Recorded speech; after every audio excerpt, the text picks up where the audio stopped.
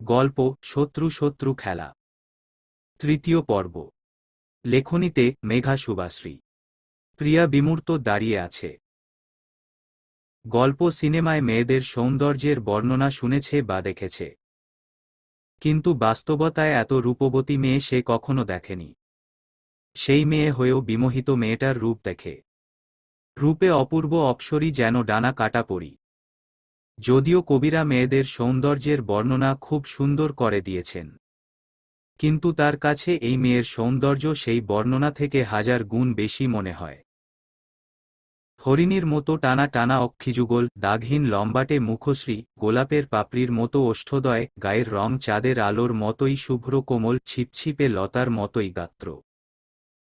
তার চেয়ে মেয়েটা আরও কয়েক ইঞ্চি লম্বা হবে। চোখ ধাঁধানো সুন্দরী বলা যায়। সত্যিই অসাধারণ। প্রিয়াহা হয়ে তাকিয়ে আছে মেয়েটার দিকে। তার কোনো হুঁশজ্ঞান নেই সে কি করছে। তার সামনে এসে মেয়েটাই প্রথমে কথা বলল। তুমি প্রিয়া? তোমার কথা অনেকবার গৌরবের কাছে শুনেছি। কেমন আছো তুমি? প্রিয়ার মুখ নিঃসৃত একটা কথায় উচ্চারিত হল, মাশাল্লাহ আপু, তুমি কি সুন্দর। মেয়েটা মিট মিট করে হাসল। প্রিয়ার চিবুক ধরে হালকা উঁচিয়ে বলল, কিন্তু তুমি অনেক কিউট। ঠিক গৌরব যেমন তোমার বর্ণনা করেছে। প্রিয়া তাচ্ছিল্য হাসল। কি যে বলো না আপু। কোথায় তুমি আর কোথায় আমি? মেয়েটা আবারও হাসল। প্রিয়া এবার ব্যগ্র কণ্ঠে বলল, আচ্ছা আপু, তোমার বাড়ি কোথায়? পাকিস্তান। প্রিয়া বিস্ফোরিত নয়নে তাকাল। কি? তোমার বাড়ি পাকিস্তান? তাহলে এত শুদ্ধ বাংলা কিভাবে বলছো? গৌরব শিখিয়েছে। আমার দাদু কিন্তু বাংলাদেশী ছিল। আমাদের পুরো পরিবার অনেক আগে থেকেই কানাডায় থাকে। সেখানে প্রচুর বাঙালি ছিল আমাদের সাথে। এমনকি আমাদের ভার্সিটির অনেক স্টুডেন্টও বাঙালি ছিল। তাই বাংলা শিখতে খুব একটা কষ্ট হয়নি। গৌরব ভাইয়ার সাথে তোমার পরিচয় হয়েছে কিভাবে? ভার্সিটিতে একসাথে পড়তাম। তোমার গৌরব ভাইয়া সারাক্ষণই আমার পিছনে ঘুরঘুর করত। পুরো 2 বছর ঘোরানোর পর মনে হলো এই ছেলেটাই আমার বাচ্চার বাপ হওয়ায় উপযুক্ত। তারপর আর কি হ্যাঁ বললাম। তবে শর্ত ছিল বিয়ে করতে হবে আগে, তারপর প্রেম। প্রিয়া যারপরনাই অবাক। ইস, ওই সৌরবিদ্যুৎ যদি তার পিছনে ঘুরঘুর করত তাহলে সেও পাক্কা 2 বছর ঘুরাইত। কিন্তু বজ্জাত ছেলে, ঘুরঘুর তো দূরে থাক, একটু ভালো করে তাকায়ও না। প্রিয়া মনে মনে আফসোস করল, কিন্তু মুখে মেকি হাসি দিয়ে বলল, আপু তোমার নাম কি? আলিশ বা জান্নাত? কি দারুণ নাম তোমার। তোমাদের বিয়ে হয়েছে কত বছর? 3 বছর। প্রিয়ার বিস্ময়ের ঘোর যেন কাটছেই না। এত বছর বিয়ে হয়েছে গৌরব ভাইয়ার, কিন্তু পরিবারকে কেন জানায়নি। এখন কি যে হবে কে জানে। আলিশবা মৃদু হেসে বলল, তুমি বসো, আমি ভিতর থেকে আসছি। আচমকা গৌরব প্রিয়ার সামনের সোফায় এসে বসল। দুইজনে কথা বলছিল। হঠাৎ দরজার করাঘাতে দুইজনে চমকে উঠল।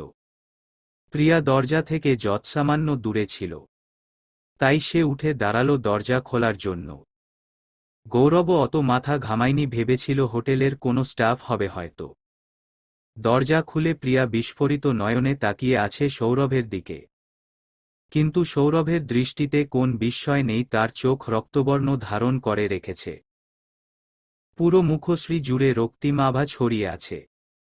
প্রিয়া মাত্রই মুখ খুলেছে কিছু বলার জন্য, তার আগেই সৌরভের পুরুষালী বলিষ্ঠ হাতের সপাটে এক চর গিয়ে পড়েছে প্রিয়ার মুখে। সাথে সাথে হাতের 5 আঙ্গুলের দাগ বসে গেছে প্রিয়ার মুখে। সৌরভ ফোঁস ফোঁস করে 2 শব্দ আওড়াল, বেহায়া, নির্লজ্জ মেয়ে। প্রিয়া কয়েক সেকেন্ডের জন্য বাকরুদ্ধ হয়ে গেল। তার মাথা ঝিম ঝিম করছে, মস্তিষ্ক পুরো ফাঁকা হয়ে আছে। সৌরভ তাকে কেন চর দিল বোধগম্য হল না। তবে শরীরের আঘাতের চেয়েও তার অন্তঃকরণে বেশ আঘাত লেগেছে। সে বলিষ্ঠ হাতের থাপ্পড়ের ভার সইতে না পেরে মেঝেতে লুটিয়ে পড়ল। 2 হাঁটু গেড়ে বসল। সৌরভের এমন উগ্রতা দেখে গৌরব বিস্ময় কিংকর্তব্যবিমূঢ়। তার ভাইয়ের আচমকা হলোটা কি? সে প্রতিবাদ করার জন্য মনস্থির করল। তার আগেই সৌরভ ভাইয়ের কলার চেপে ধরল। গৌরব কিছু বলার আগেই সৌরভ গর্জে উঠল। বেঈমান, নিমকোহারাম, তোকে বিশ্বাস করেছিলাম আমি। তুই তো ঘরের শত্রু বিভীষণ। হাত মুষ্টিবদ্ধ করল গৌরবকে ঘুষি দেয়ার জন্য। সেই মুহূর্তে আলিশবা এসে চিৎকার দিল, সৌরভ ভাই, প্লিজ, ওকে মারবেন না। সৌরভ আচমকা মুখ ঘুরে তাকাল। অন্য আরেকটা মেয়ে দেখে ভূত দেখার মতো চমকে উঠল। সে কিছু ভাবতে পারল না। গৌরবের প্রতি তার রাগ যেন আরো থরথর করে বাড়ল। ফোঁস করে প্রশ্ন ছুড়ল গৌরবকে, তুই হোটেলে মেয়ে নিয়ে রাত কাটাস? ছি ভাই, ছি। তোকে ভাই বলতেও ঘেন্না হচ্ছে। গৌরব নিজের মাথায় নিজেই কয়েক ঘা লাগাল। তারপর ভাইকে বলল, বউয়ের সামনে অন্তত মানসম্মান তো একটু রাখো ভাই। সৌরভ চেপে রাখা কলার একটু ঢিলে করল। মস্তিষ্কে বারবার এক কথা উচ্চারিত হল, বউ। তড়িৎ প্রশ্ন করল, মেয়েটা কি হয় তোর? গৌরব গম্ভীরস্বরে বলে উঠল, তোর ভাবি। সৌরভ কপাল কুঁচকে আছে। এই মুহূর্তে তার নিজেকে পাগল পাগল মনে হচ্ছে। এক গ্লাস ঠান্ডা পানি চাইল। আলিশবা পানি এনে দিল। সৌরভ দ্রুতই পানি পান করছিল। আচমকা গুটি গুটি পায়ে এসে ১.৫ বছরের শিশুর ছোট্ট দুহাত সৌরভের পিছনের জামায় টান দিল। আধো আধো বুলিতে আওড়াল, পাপ্পা। সৌরভ চকিতে পিছনে তাকাল। বিস্ময় তার চক্ষু চরকগাছ। ভাবনার জগৎ তার শূন্য। দৈবাৎ প্রশ্ন করল, ভাই, এটা তোর ছেলে? গৌরব ভয়ে ইতিউতি করছিল। তারপর মুখে শুষ্ক হাসি ঝুলিয়ে মাথা নাড়াল। ব্যাস, সৌরভ আর দেরি করল না। এক ঘুষি মারল গৌরবের মুখে। গৌরবও তাল সামলাতে না পেরে সোজা সোফার নিচে গিয়ে পড়ল।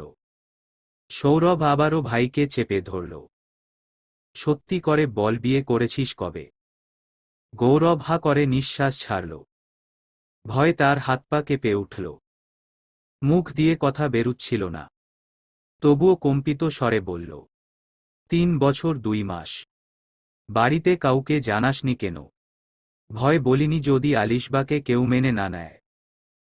আমি বাংলাদেশি হয়ে বিদেশি মেয়ে বিয়ে করি যদি মা বাবা কেউ রাজি না হয়। তাই বলিনি আর। তুই মহান কাজ করেছিস নিজের বউবাচ্চাকে হোটেলে লুকিয়ে রেখে। সবাইকে এত জ্ঞান দিস অথচ নিজের বেলায় এটা কি করলি? চোরের মতো বউয়ের সাথে দেখা করিস। ছি। তুই বাসায় গিয়েছিস ৫ দিন। এই ৫ দিন এরা হোটেল রুমেই ছিল। গৌরব ছোট্ট করেই বলল, থু। আমি তোকে কি আর বলবো বল। বাকি যা বলার মা বাবাই বলুক। সৌরভ ভাইকে আর কিছু না বলে মোবাইল বের করে ডায়াল করল কাঙ্ক্ষিত নাম্বারে। তাদেরকে বলল গাড়ি সাজাতে ফুল দিয়ে। এরপর শোভাকে কল দিল। শোভা কল রিসিভ করা মাত্রই বলল, আমার বাগান থেকে ফুল নিয়ে বাসা সুন্দর করে সাজাবি ভাইয়ের রুমসহ। শোভা হা হয়ে আছে ভাইয়ের কথা শুনে। প্রশ্ন ছুড়ল, কেন ভাই? সৌরভ শুধু ছোট্ট করে দুশব্দ উচ্চারণ করল, আমাদের নতুন উত্তরাধিকারী আসবে। আম্মাকে ফোন দেয়। নাজমা কথা বলতেই সৌরভ মাকে বলল, আম্মা, তোমার ঘর গোছানো আর অগোছালো করার মানুষ আসতেছে। তৈরি থাকো। স্পেশাল অতিথির জন্য স্পেশাল রান্না করো জলদি। নাজমা সৌরভের কথার আগামাথা কিছুই বুঝল না। শুধু হু হা বাক্য বিনিময় করল। তারপর আলিশবাকে বলল, ভাবি, আমাদের পিচ্চির নাম কি? আলিশবা কম্পিত কণ্ঠস্বরে বলল, আরাব মাহমুদ। সৌরভ আরাবকে কোলে তুলে মুখের মধ্যে ছোট্ট করে হামি দিয়ে দেয়। আরাব খিল খিল করে হেসে উঠে। মুখ দিয়ে একটা বুলি আওড়াই, পা পা। সৌরভও নিঃসংকোচে বলে উঠল, হ্যাঁ পাপাই। গৌরব চাচা ভাতিজাকে দেখে অবাক হল, কিন্তু মনে মনে আঁতকে উঠল। আজকে কি হবে কে জানে। সৌরভ এত কিছুর ভিড়ে অনেকক্ষণ পরে খেয়াল করল প্রিয়া রুমে নেই। সে আলিশবাকে জিজ্ঞেস করল, ভাবি প্রিয়া কোথায়? আলিশ বা গৌরব দুইজনে অবাক হল। প্রিয়া তো এখানেই ছিল, গেল কোথায়? তারা দুইজনে মাথা নাড়ালো, তারা জানে না। সৌরভ দীর্ঘশ্বাস ছাড়ল, তার ভাইয়ের চক্করে সে প্রিয়াকেও ভুল বুঝল। মেয়েটা এখন গেল কোথায়? সে আরাবকে কোল থেকে নামিয়ে দিল। যাওয়ার আগে ভাইয়ের দিকে আঙ্গুল তুলে শাসাল। তোকে তো পরে দেখছি, আগে প্রিয়াকে ঠিক করেনি। আমি আবার আসবো ভাবি আর আরাবকে নিতে, কিন্তু তুই আমাদের বাড়ির আশেপাশেও যাবি না। তোকে যদি দেখি আমাদের বাসায় গিয়েছিস, তোকে মেরে তারপর আমি জেলে যাব। কথাগুলো বলেই দ্রুত পায়ে সে নেমে পড়ে। নিচে নেমেও সে প্রিয়াকে দেখতে পায় না। মাত্র 10 মিনিটে মেয়েটা কোথায় হাওয়া হয়ে গেল। তার কলিজায় মোচড় দিয়ে উঠল।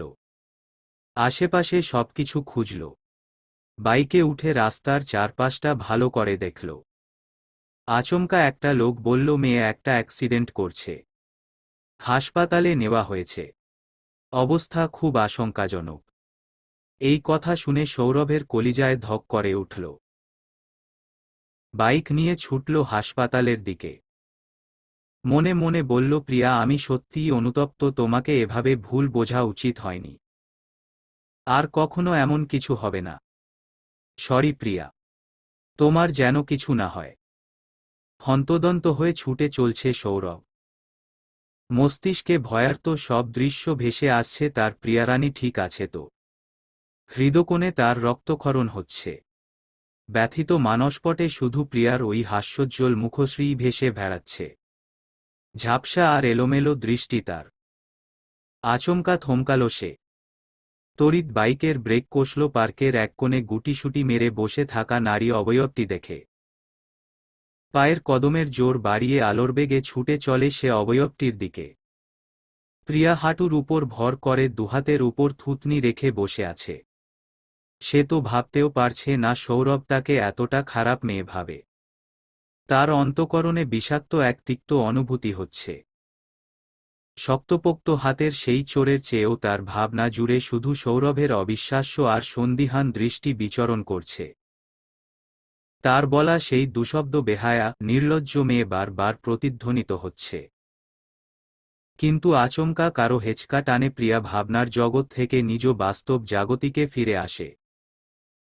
কিন্তু তখনও তার মস্তিষ্ক পুরো ঘোরের মধ্যে আছে। নিঃশ্বাসের তীব্র উঠানামায় হাঁফাতে থাকা এক বলিষ্ঠ পুরুষের বাহুবন্ধনীতে আবদ্ধ সে। তাকে আষ্টেপৃষ্ঠে জড়িয়ে আছে। সেই পুরুষের বাপাসের হৃৎপিণ্ডের ধুকপুকানির টিপটিপ শব্দও তার কর্ণকুহুরে প্রতীয়মান হচ্ছে। প্রিয়া হাঁসফাঁস করতে লাগল, আচমকা কোনো পুরুষের এমন হেঁচকা টানে। মস্তিষ্ক যখন জানান দিল পুরুষটি আর কেউ নয়, স্বয়ং সৌরভই। প্রিয়ার বোধগম্য হতেই এক ঝটকা মেরাই সে সৌরভ থেকে নিজেকে ছাড়াল। হুঁশজ্ঞানহীন সৌরভের প্রিয়ার মোলায়েম হাতের ঝটকা খেয়ে সম্বিত ফিরে আসল। সে অতর্কিতে মাটিতে পড়তে গিয়েও দাঁড়িয়ে পড়ল। প্রিয়া অগ্নিদৃষ্টিতে তাকাল সৌরভের দিকে।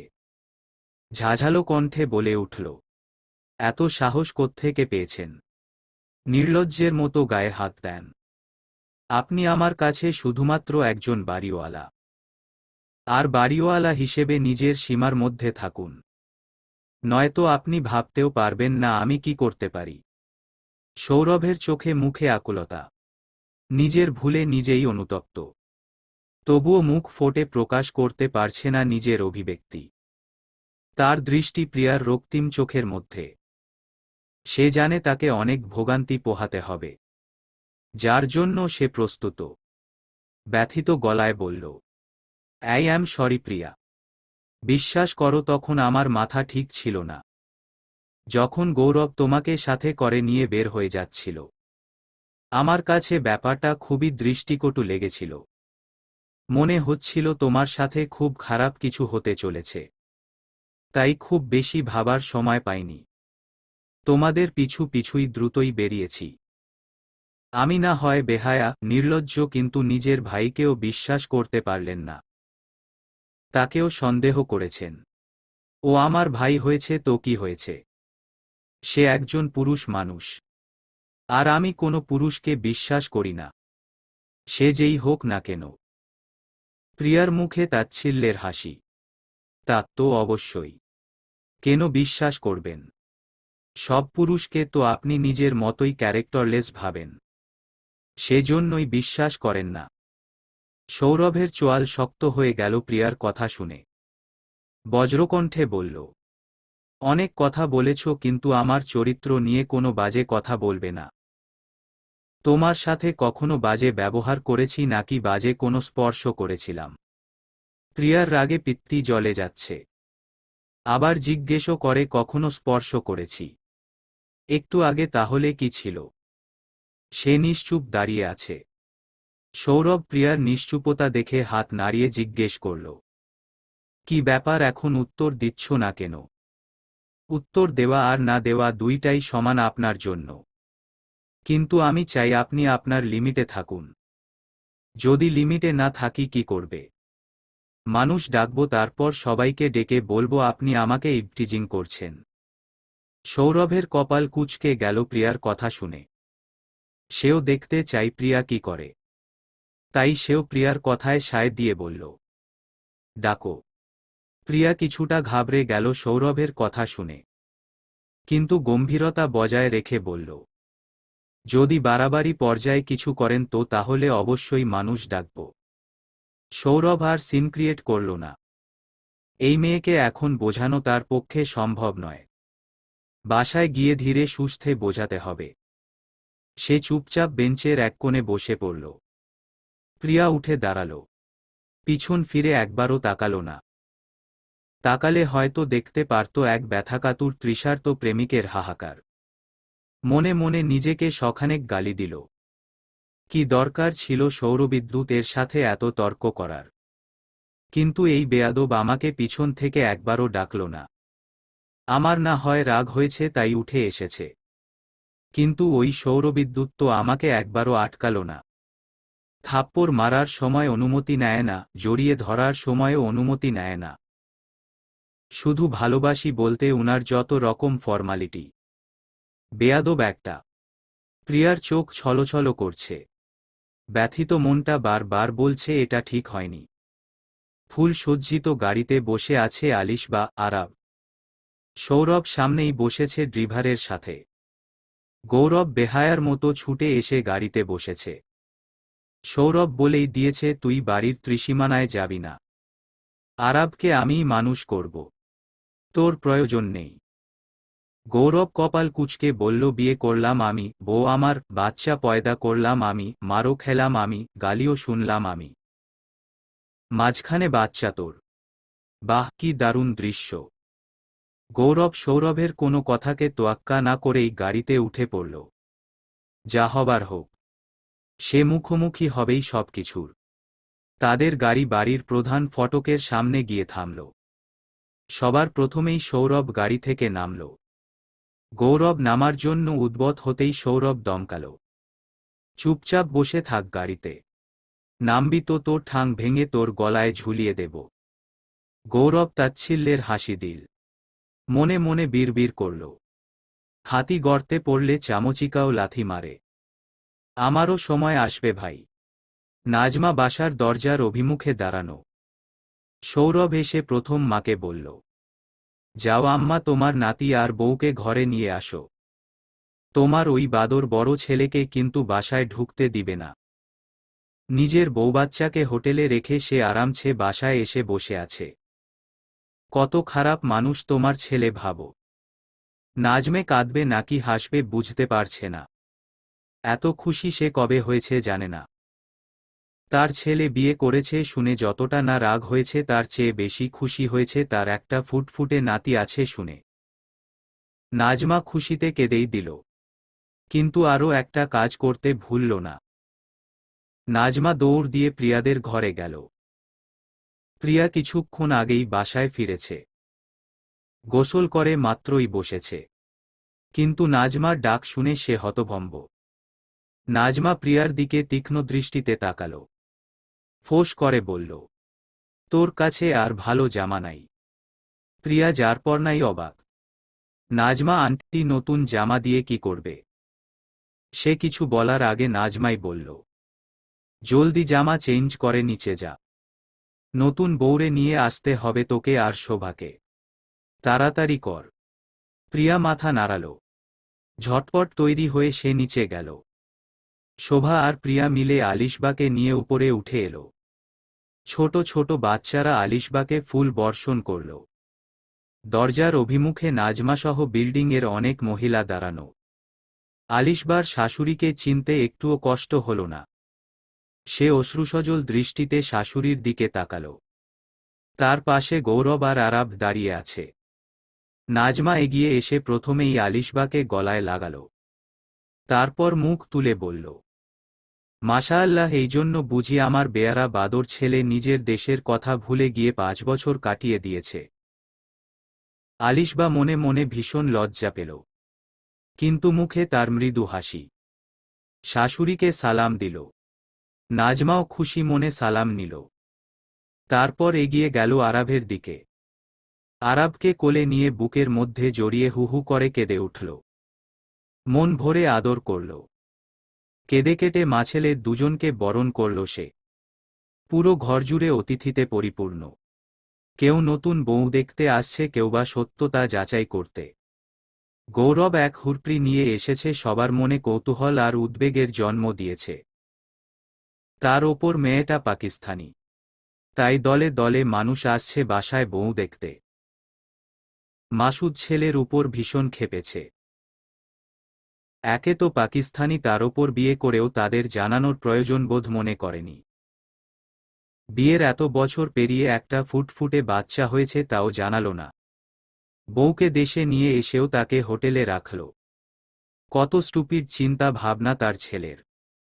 এই ছেলের সাথে সহজে আর কথা বলবে না, একদম না। সৌরভ জানে তার বাবা ভীষণ রেগে আছে, তাই সে আরাবকে নিয়ে বাবার রুমের সামনে আসে। আরাবকে শিখিয়ে দেয় দা দা বলতে। আরাব কি বুঝল কে জানে। সেও মাসুদের সামনে গিয়ে সরু চারখানা দাঁত দেখিয়ে খিলখিল করে হেসে বলল, দা দা। মাসুদ চকিতে তাকাল। মনের মধ্যে ক্রোধে ফেটে পড়লেও আরাবকে দেখে তার সব রাগ হাওয়া হয়ে গেল। কত মিষ্টি একটা নাতি তার, অথচ তার বেয়াদব ছেলে এতদিন তাদেরকে বঞ্চিত রেখেছে এই নাতির আদর থেকে। দীর্ঘশ্বাস ছেড়ে সে আরাবকে কাছে টেনে নিল। আদরে আদরে ভরিয়ে দিল সে। দাদানাতি খুনসুটিতে মেতে উঠল। সৌরভ দরজার পাশে দাঁড়িয়ে সব দেখল। সে জানত তার বাবা এমনি, বাইরে থেকে শক্ত খোলসের মতো, কিন্তু ভিতরে নরম কাদামাটি। নাজমা মারিয়াকে আগেই বলে দিয়েছিল আজকে তাদের বাসায় দুপুরের খাবার খাবে, তাই রান্না যেন না বসায়। এদিকে রান্নাঘরে কাজ করতে করতে হাঁপিয়ে গেছে মাজেদা। অগত্যা নাজমাকে ডাকতে আসলো। আপা, আর কি করা লাগবো? আমি তো একা এত কিছু করতে পারতাছি না। ফল কাটতে কাটতে দম শেষ আমার। একজনরে পাঠান না। নাজমা প্রিয়া আর শোভাকে ডাক দিল। প্রিয়া শুনে দৌড়ে আসলো। কি হয়েছে আন্টি? নাজমা ইশারায় বলল, যা তো কিচেনে যা। মাজেদা রে সাহায্যে কর। মারিয়া বলল, আপা আমি যাই। ও কি করবে? সব তো ঘেটে দেবে। নাজমা মারিয়াকে থামিয়ে দিল। যার কাজ তাকে করতে দাও। তুমি কেন করবে? প্রিয়া অবাকের চূড়ান্ত পর্যায়ে। নাজমা আন্টি তাকে আজ শুধু কাজ করতে বলছে, বাসার দেখাশোনা করতে বলেছে। অতিথির পরিমাণ বেশি, তাই সবাইকে চোখে চোখে রাখতে বলেছে। এই কাজটা অবশ্যই একটু কঠিন ছিল, কিন্তু ফল কাটা, নাস্তা বানানো তার থেকে কিছুটা সহজ। প্রিয়া ফল কাটতে কাটতে শেষ। তার কাছে মনে হচ্ছে সে ফলের দোকান দিয়েছে আজকে। এত সহজ কাজ এখন তার কাছে কঠিনই লাগছে। নাজমা সৌরভকে ডাকল, যা তো কিচেন থেকে নাস্তা নিয়ে আয়। সব মেহমান খালি মুখে বসে আছে। সৌরভ 7-5 না ভেবেই কিচেনে আসল, কিন্তু যাকে দেখল সে কশ্চিনকালেও তার চিন্তা মাথায় আনেনি।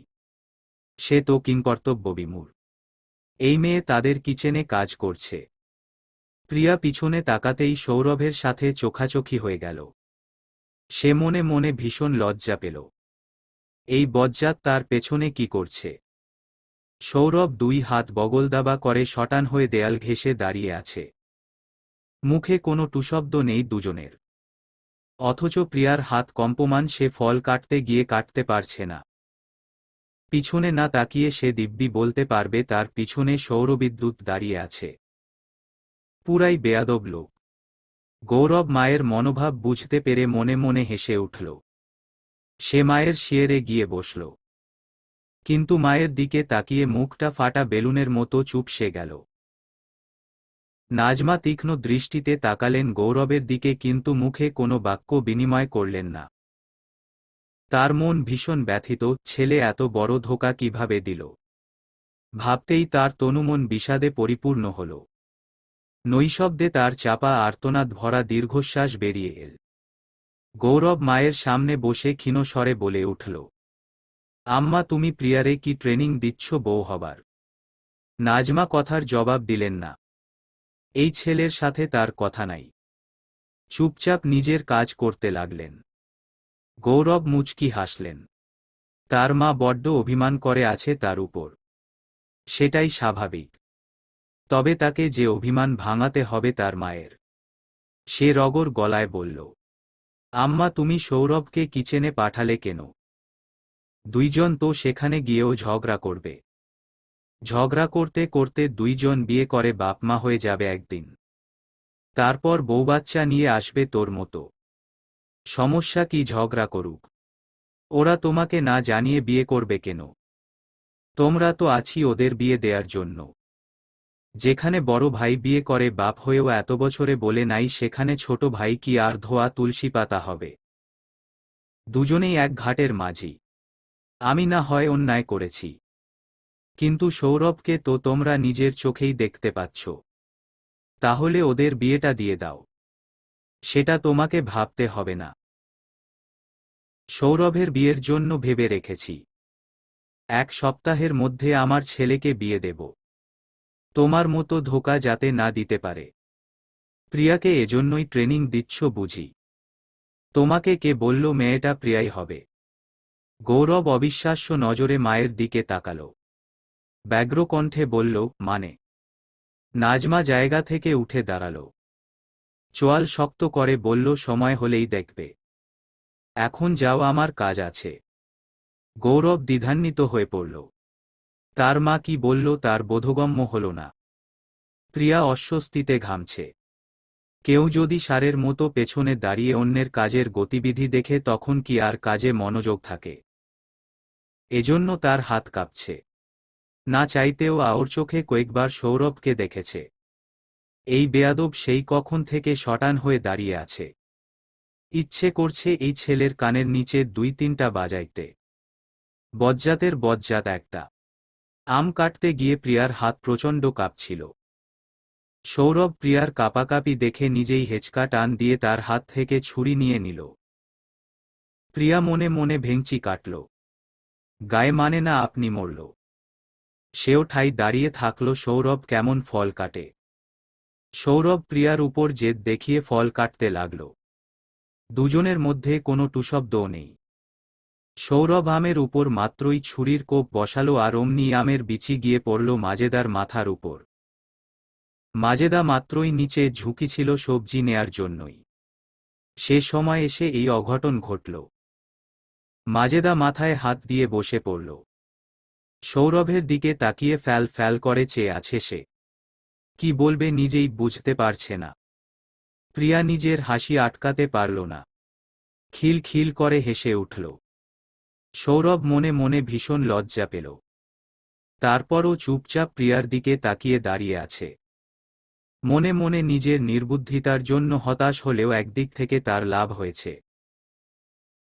এক রণচণ্ডীর হাসি তো দেখল। কি অপূর্ব হাসির দৃশ্য। হাসির শব্দ শুনে নাজমা ছুটে এলো। কি এমন হলো তা দেখতে। কিন্তু যা দেখল তাতে সে ভীষণ আহত হল। সৌরভকে কর্কশ গলায় বলল, তোকে কিচেনে ফল কাটতে পাঠিয়েছি নাকি নাস্তা আনতে পাঠিয়েছি? সৌরভ মায়ের কথা শুনে আঁতকে উঠল। প্রিয়ার সামনে তার মানসম্মানের এভাবে দফারফা হবে সে ভাবতেও পারল না। মায়ের দিকে তাকিয়ে মেকি হাসি দিয়ে বলল, মা আমার কি দোষ? প্রিয়াই তো আমাকে অনুরোধ করল ফল কেটে দিতে, তাই তো ফল কাটছিলাম। প্রিয়া বিস্ফোরিত নয়নে তাকালো সৌরভের দিকে। কিছু বলার জন্য মুখ খুলবে তার আগেই সৌরভ কিচেন থেকে পগারপার। সে তো বিপাকে পড়ল এবার। নাজমা প্রিয়াকে কিছুই বললেন না, শুধু একবার তীক্ষ্ণ দৃষ্টি দিয়ে দেখলেন। সবাই খেতে বসেছে। নাজমা আলিশবা আর প্রিয়াকে একসাথে বসতে বলেছে। বাকি টেবিলে অন্যান্য অতিথি বসেছে। আলিশবা ভীষণ লজ্জা পাচ্ছিল। এত মানুষ তার চারপাশে ঘুরঘুর করছে। সবাই তার দিকেই হা করেই তাকিয়ে আছে। এটাই তার অস্বস্তির প্রধান কারণ। কিন্তু প্রিয়া তার পাশে বসায় সে কিছুটা স্বস্তি পেল। গৌরব সারাক্ষণ বউয়ের আশেপাশে থাকছে। সে জানে মেয়েটা কতটা অস্বস্তিতে আছে। কিন্তু তারপরও এগুলো আজকের জন্য ফেস করতে হবে। সৌরভ ভাইয়ের রিজন বুঝতে পেরেও তাকে টিপ্পনি মারল, ভাই তুই অন্য রুমে যা তো। এখানে সব মহিলা বসেছে, তোর কি কাজ এখানে? শোভাও তার ভাইকে টিপ্পনি মারল, আমার ভাই বউয়ের আঁচল ধরে ঘুরতে ঘুরতে বোনের কথা একদম ভুলে গেছে। গৌরব পড়ল মহাবিপদে। তার ভাইবোনও তাকে নিয়ে মজা উড়াচ্ছে। কিন্তু সেও কম কিসে। সবার মজার উত্তর সেও দিয়ে দিল, একটাই বউ, তাকেও যদি আগলে না রাখি কেমনে হবে? সবাই তো আর আমার মতো নিজের প্রেমিকাকে বিয়ে করার সুযোগ পায় না। এ কথা বলে সৌরভকে এক চোখ মারল সে। উপস্থিত সবাই গৌরবের কথা শুনে খিলখিল করে হেসে উঠল। এদিকে আলিশবা লজ্জায় শেষ। তার জামাই এত নির্লজ্জ কেন? মনে মনে হা হুতাশ করল। সৌরভ ভাইয়ের টিপ্পনি বুঝতে পেরে বলল, ভাই তোকে কে বলেছে সবসময় প্রেমিকাকে বিয়ে করলে মহান হওয়া যায়? না হওয়া প্রেমিকাকেও বিয়ে করে মহান হওয়া যায়। প্রিয়া অবাক হল সৌরভের কথায়। কিন্তু কথার মুন্ডুমাথা কিছুই বুঝেনি। কে তার না হওয়া প্রেমিকা সে তো জানে না। বসার ঘরে অনেকেই অনুপস্থিত আছেন দেখে নাজমা নিজের পরিবারের সবাইকে ডাকলেন। আত্মীয় স্বজনরা অনেকেই খাওয়া দাওয়া নিয়ে। নাজমা তাকে পিছন থেকে ডাকল, কোথায় যাচ্ছিস? প্রিয়া আমতা আমতা করছিল। আজকে তাকে কলুর বলদের মতো খাটিয়েছে নাজমা আন্টি। তার আলিশবার জন্য ভীষণ চিন্তা হচ্ছে। তার সাথে যে কি করবে নাজমা আন্টি একমাত্র আল্লাহই জানে। প্রিয়া ভয়ে ভয়ে দাঁড়াল। নাজমা প্রিয়াকে বললেন, যা তো সৌরভকে ডেকে নিয়ে আয়। প্রিয়া হা হয়ে গেল নাজমার কথা শুনে। সে সৌরবিদ্যুতের রুমে যাবে। ওহ নো, এখন কি করবে সে? হাঁসফাঁস করছিল সে। নাজমার ধমক খেল সে এবার, জলদি যা, দাঁড়িয়ে আছিস কেন? প্রিয়া দুরুদুরু বুকে সৌরভের রুমে গেল। কিন্তু তাকে রুমে ফেল না। সে সৌরভকে খুঁজতে বারান্দায় গেল। বারান্দায় গিয়ে চমকে উঠল। কি দারুণ সৌরবিদ্যুতের বারান্দা! সে এই প্রথমবার আসল বারান্দা দেখা শেষে সে ঘুরে দাঁড়াতে দেখল সৌরভ তার পিছনে দাঁড়ানো। সে আঁতকে উঠল। আচমকা সৌরভ তার এত কাছে সে ভয় পেয়ে গেল। লজ্জায় আর অস্বস্তিতে কাচুমাচু করছিল। সৌরভ তীক্ষ্ণ নজরে প্রিয়ার দিকে তাকিয়ে আছে। মনে মনে কুটিল হাসল। প্রিয়াকে ভালোভাবে পর্যবেক্ষণ করে বলল, কোন মতলবে এসেছো আমার রুমে? নিশ্চয়ই কোনো বড় কিছু চুরি করার ধান্দায়, তাই নাই প্রিয়ারানী? প্রিয়ার তো মাথায় আকাশ ভেঙে পড়ল। সে কোন দুঃখে এই বজ্জাতের রুমে আসলো কে জানে। সব দোষ ওই নাজমা আন্টির। কটমট দৃষ্টিতে তাকালো সৌরভের দিকে। আপনার কি আমাকে চোর মনে হয়? না। তাহলে চোর না চোরনি হবে। পুরুষ না তো মহিলা চোর, তাই আপনি আমাকে চুরি করতে দেখছেন? কেউ কখনো দেখিয়ে চুরি করে? আপনি আসলেই একটা অসভ্য বেয়াদব। প্রিয়া আর দাঁড়াল না। গটগট করে বেরিয়ে পড়ল। কিন্তু বাইরে এসে মনে পড়ল নাজমা তাকে সৌরভকে ডাকতে বলেছিল। সে পিছু ফিরে সৌরভকে ডেকে বলল, আপনার মা আপনাকে ডাকছে। সৌরভ এখনো ভ্যাবাচ্যাকা খেয়ে বসে আছে। এই মেয়ে একদমই মজা বুঝে না। দীর্ঘশ্বাস ছাড়ল সে। ড্রয়িং রুমে নাজমা পুরো পরিবার নিয়ে বসেছে। আলিশবা জোরসড়ো হয়ে বসে আছে। নাজমা প্রথমেই আলিশবাকে বলল, তোমার পরিবারের সাথে আমরা কথা বলতেই চাই। 1 সপ্তাহ পর তোমার আর গৌরবের রিসেপশন হবে। তাই তাদেরকে ইনভাইট করব যেন তারা আমাদের দেশে এসে তোমাদের দোয়া করে যায়। তবে এটা ভেবো না গৌরবকে ক্ষমা করে দিয়েছি। তবে শাস্তি তোমারও কিছু প্রাপ্য আছে আলিশবা। ভেবো না মাফ করছি। সব জমা আছে। এখন আমার দাদুভাইয়ের জন্য ছাড় দিয়েছি মাত্র। যাই হোক, তোমার পরিবারের সাথে দ্রুতই যোগাযোগ কর। তবে আজকে আরও একটা ঘোষণা জানাতে সবাইকে ডেকেছি। সৌরভের বিয়েটাও আমি দ্রুত দিতে চাই। মেয়ে আমার ঠিক করাই আছে। সৌরভের বড় মামির পরিচিত মেয়ে। সৌরভ মায়ের কথা শুনে বিস্ফোরিত নয়নে তাকালো, একবার মাকে আর একবার প্রিয়াকে দেখল। প্রিয়া তখন নিচের দিকে তাকিয়ে আছে। নাজমা পুনরায় বলতে লাগল, তবে সৌরভ তোমার যদি কোনো পছন্দ থাকে বলতে পারো। সৌরভ পুনশ্চ প্রিয়াকে দেখল। এই মেয়ের মধ্যে কোনো ভাবাবেগ নাই। সে নিশ্চুপে দীর্ঘশ্বাস ছাড়ল। মায়ের দিকে তাকিয়ে বলল, আম্মা আমার কোনো পছন্দ নেই। তোমরা যেখানে বলবে সেখানেই বিয়ে করব। সৌরভের কথা শুনে প্রিয়া চকিতে মুখ তুলে তাকালো সৌরভের দিকে। অশ্রুসিক্ত আঁখি দুটি তার অপলক তাকিয়ে আছে সৌরভের দিকে। সত্যিই সৌরবিদ্যুতের কোনো পছন্দ নেই। গৌরব, আলিশবা, শোভা সবাই বিস্মিত নয়নে তাকিয়ে আছে সৌরভের দিকে। সৌরভ নিজের কথা ব্যক্ত করে উঠে দাঁড়ালো নিজ রুমের উদ্দেশ্য। ফুল সজ্জিত রুমে বসে আছে আলিশবা। তার চারপাশে বাহারি ফুলের সমাহার। বাগানের সতেজ ফুল হওয়ায় পুরো রুম জুড়ে গন্ধে মৌ মৌ করছে। সে হাত দিয়ে একবার পরখ করে যা দেখছে তা সত্যি। তার এখনো বিশ্বাস হচ্ছে না। সে শ্বশুর বাড়িতে পা রেখেছে। বিবাহিত জীবনের 3টি বছর কেটেছে তাদের। কিন্তু গৌরব তাকে ভালোবেসে বিয়ে করলেও রাতের অন্ধকারে লুকিয়ে লুকিয়ে কেঁদে বেড়াত। তার নিজেরও কষ্ট হতো গৌরবের জন্য। তাই তো সে কখনোই জোর করে বলেনি তোমার পরিবারের কাছে আমাকে নিয়ে চলো। তবে গৌরব তাকে পেলেও পরিবার হারানোর নিঃসঙ্গতায় ভুগত সবসময়। আজকে নিজের থেকেও গৌরবের জন্য তার ভীষণ ভালো লাগছে। অবশেষে তার স্বামী মন খুলে হাসতে পারবে। যেখানে থাকবে না চাপা আর্তনাদ। গৌরবকে সৌরভ নিজের রুমে বন্দী করে রেখেছে। সে পালাতেই পারছে না সৌরভ থেকে। সৌরভ সরাসরি হুমকি দিয়েছে, এতদিন আমার রুম তোর ছিল, আমার কাপড় তোর ছিল, আমার বাথরুমও তোর ছিল, এমনকি আমার বিছানার অর্ধেকও তোর ছিল। তাহলে আজকে অন্য রুমে যাবি কেন? আজকেও এই রুমে থাকবি, কোথাও যাবি না। গৌরব ভাইয়ের সাথে না পেরে পড়ে হার মানল। তবে সুযোগ খুঁজল বেরুনোর। সে আর কম কিসের। মুখ ফসকে বলে ফেলল, আমি আজকে না গেলেও কিছু হবে না। বাসর করে বাচ্চাও পয়দা করে ফেলেছি।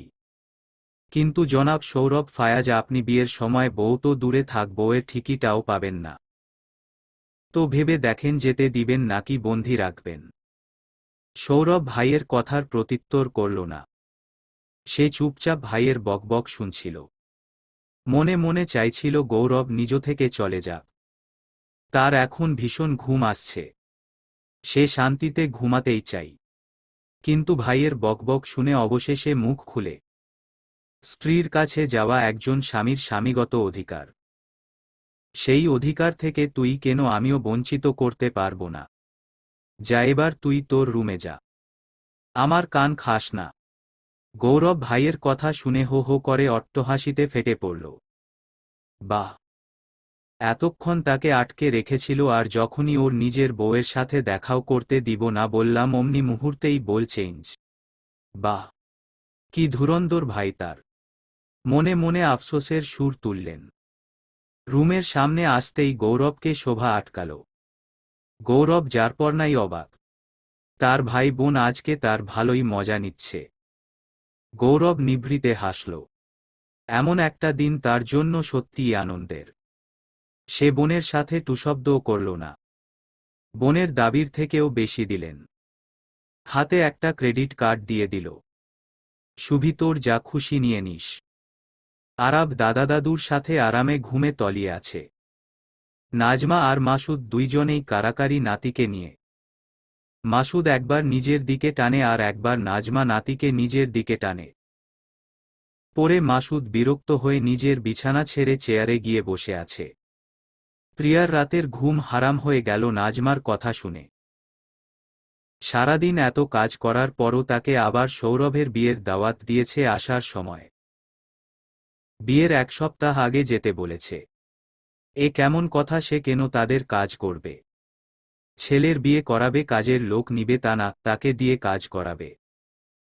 এসব ভাবতে ভাবতে বিছানায় গড়াগড়ি করে অবশেষে ঘুমের দেশে পাড়ি জমায় সে। সকালে ঘুম ভাঙে হকারের চেঁচামেচিতে। বাজার বাজার এই শব্দ শুনে তার কান পচে গেছে। ইচ্ছে করে এই ব্যাটার দুই কানে নিজের করা চেঁচামেচির একটা রেকর্ড লাগিয়ে দিতে। তারপর বুঝত শব্দদূষণ কাকে বলে। কলেজ এসে প্রিয়া বিস্ময় কিংকর্তব্যবিমূঢ়। তার সামনে এক সদ্য বিবাহিত হওয়া নববধূ দাঁড়িয়ে আছে। তার রাগের চেয়েও বড্ড অভিমান জমল। তার প্রাণপ্রিয় বান্ধবী আচমকাই বিয়ে করে নিল। তাকে জানানোর প্রয়োজনবোধও মনে করেনি। হতাশার দীর্ঘশ্বাস ছাড়ল। রারি নিজেও জানত না। আচমকাই তার বিয়ে সম্পন্ন হল রাত্রিবেলা। তার ভাইয়েরা সন্ধ্যর দিকে এসে বলল ছেলের মায়ের শরীর অবস্থা ভালো নয়, তাই তড়িঘড়ি বিয়ে পড়িয়ে দিয়েছে। সে তো বরের মুখটাও ভালো করে দেখেনি রাতে। ছেলের মা হাসপাতালে, তাই রাতে বিয়ে সম্পন্ন করে তাকে নিয়ে যাওয়া হলো তাকে দেখার জন্য। কিন্তু গাড়িতে উঠে সে বর হিসেবে যাকে দেখল কশ্চিনকালেও তার চিন্তা মাথায় আসেনি। এসব ভাবতে গিয়ে লজ্জায় সে মাথা নুয়ে ফেলেছে। প্রিয়ার একেতে অভিমান হচ্ছে, তার উপর বান্ধবীর এমন নিশ্চুপতা তাকে আরও রাগিয়ে দিচ্ছে। সে রারিকে এক ধমক দিল। এই, তুই এই দেশে আছিস নাকি জামাইয়ের কাছে গিয়ে বসে আছিস? রারি চমকে উঠল জামাইয়ের নাম শুনে। ওই লোকটার নাম শুনলে তার বুকটা দুরুদুরু করে। ভীষণ লজ্জা লাগে তার। বারবার গাড়িতে একসাথে বসার দৃশ্যটা মনে পড়ে। তার সদ্য বিবাহিত জামাই তার দুই হাত দিয়ে তাকে কিভাবে জড়িয়ে নিয়েছিল ভাবতেই তার গা শিউরে উঠল। প্রিয়া জহুরি চোখ দিয়ে প্রাণপ্রিয় বান্ধবীকে দেখছে। এই মেয়ে বিয়ে হতে না হতেই কেমন পরিবর্তন হয়ে গিয়েছে। বাপরে, এত জলদি জামাই পাগলি হয়ে গেল। নীল, শ্রাবণ আসলো রারিকে দেখতে। মেয়েটা অ্যাপ্রন গায়ে জড়ালেও হাতে বালা, কানে দুল, নাকে নাকফুল পরে এসেছে। এতেই স্পষ্টত বোঝা যাচ্ছে সদ্য বিবাহিত ছাত্রী কলেজে এসেছে। নীল রারিকে পর্যবেক্ষণ শেষে বলে উঠল, তোর জামাই কোথায় রে রারি? বিয়ে করার এতই তারা, মাত্র কিছুদিন ধৈর্য ধরতে পারল না। পরীক্ষার পর তোদের বিয়ের কথা ছিল, কিন্তু এত তাড়াহুড়ো কেন করল? রাতে কি তোর জামাইয়ের ঘুম আসে না? প্রিয়াসহ বাকিরা হো হো করে হেসে উঠল নীলের কথা শুনে। রারি তো লজ্জায় শেষ।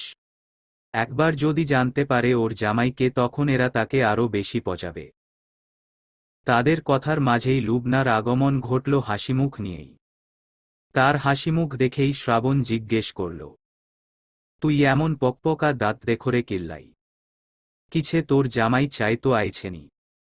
লুবনা বিস্মিত নয়নে তাকালো শ্রাবণের দিকে। হা হয়ে বলল, তুই কিভাবে জানিস? শ্রাবণ তো পুরাই বেকুব বনে গেল। সে তো মজা করে বলেছে। এই মেয়ে কি সত্যিই পাগল হয়ে গেছে নাকি সত্যি বলছে? সে কিছু বলবে তার আগে লুবনায় বলল, সত্যি আজকে আমাকে দেখতে আসবে। কে দেখতে আসবে জানিস? নীল খিল খিল করে হেসে উঠল। তুই না বললে আমরা কি করে জানব? লুবনা লাজুক হেসে বলে উঠল, সৌরভের মা আসবে আমাকে দেখতে। নীল, শ্রাবণ, রারিসহ প্রিয়াও চমকে উঠল লুবনার কথা শুনে। প্রিয়া মাত্রই কলেজ থেকে ফিরেছে। বাড়িতে প্রবেশ করার সময় দেখল নাজমা নিচে নামছে।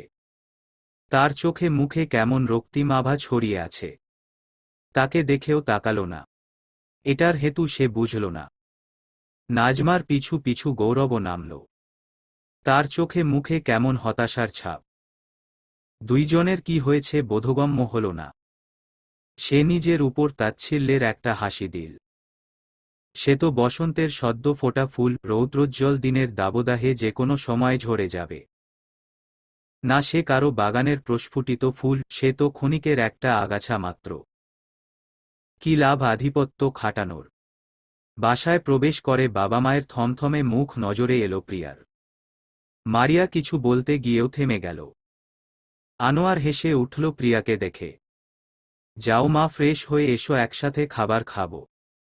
প্রিয়া ফ্রেশ হয়ে আসলো। কিন্তু বাবা মায়ের সেই গম্ভীর মুখ তার নজরে এলো বেশ ভালোভাবেই। খাবার খেতে খেতে আনোয়ার বলে উঠলেন, আমরা আজকে গ্রামের বাড়ি যাব। প্রিয়া তুমি তৈরি হয়ে থেকো। প্রিয়া চমকালো। হঠাৎ গ্রামের বাড়ি কেন? তার তো 5 দিন পর পরীক্ষা। সে কিভাবে যাবে? আনোয়ারের উদ্দেশ্য বলল, আব্বু আমার তো পরীক্ষা। আমি কিভাবে যাব? আনোয়ার মেয়ের কথার পাত্তা দিলেন না।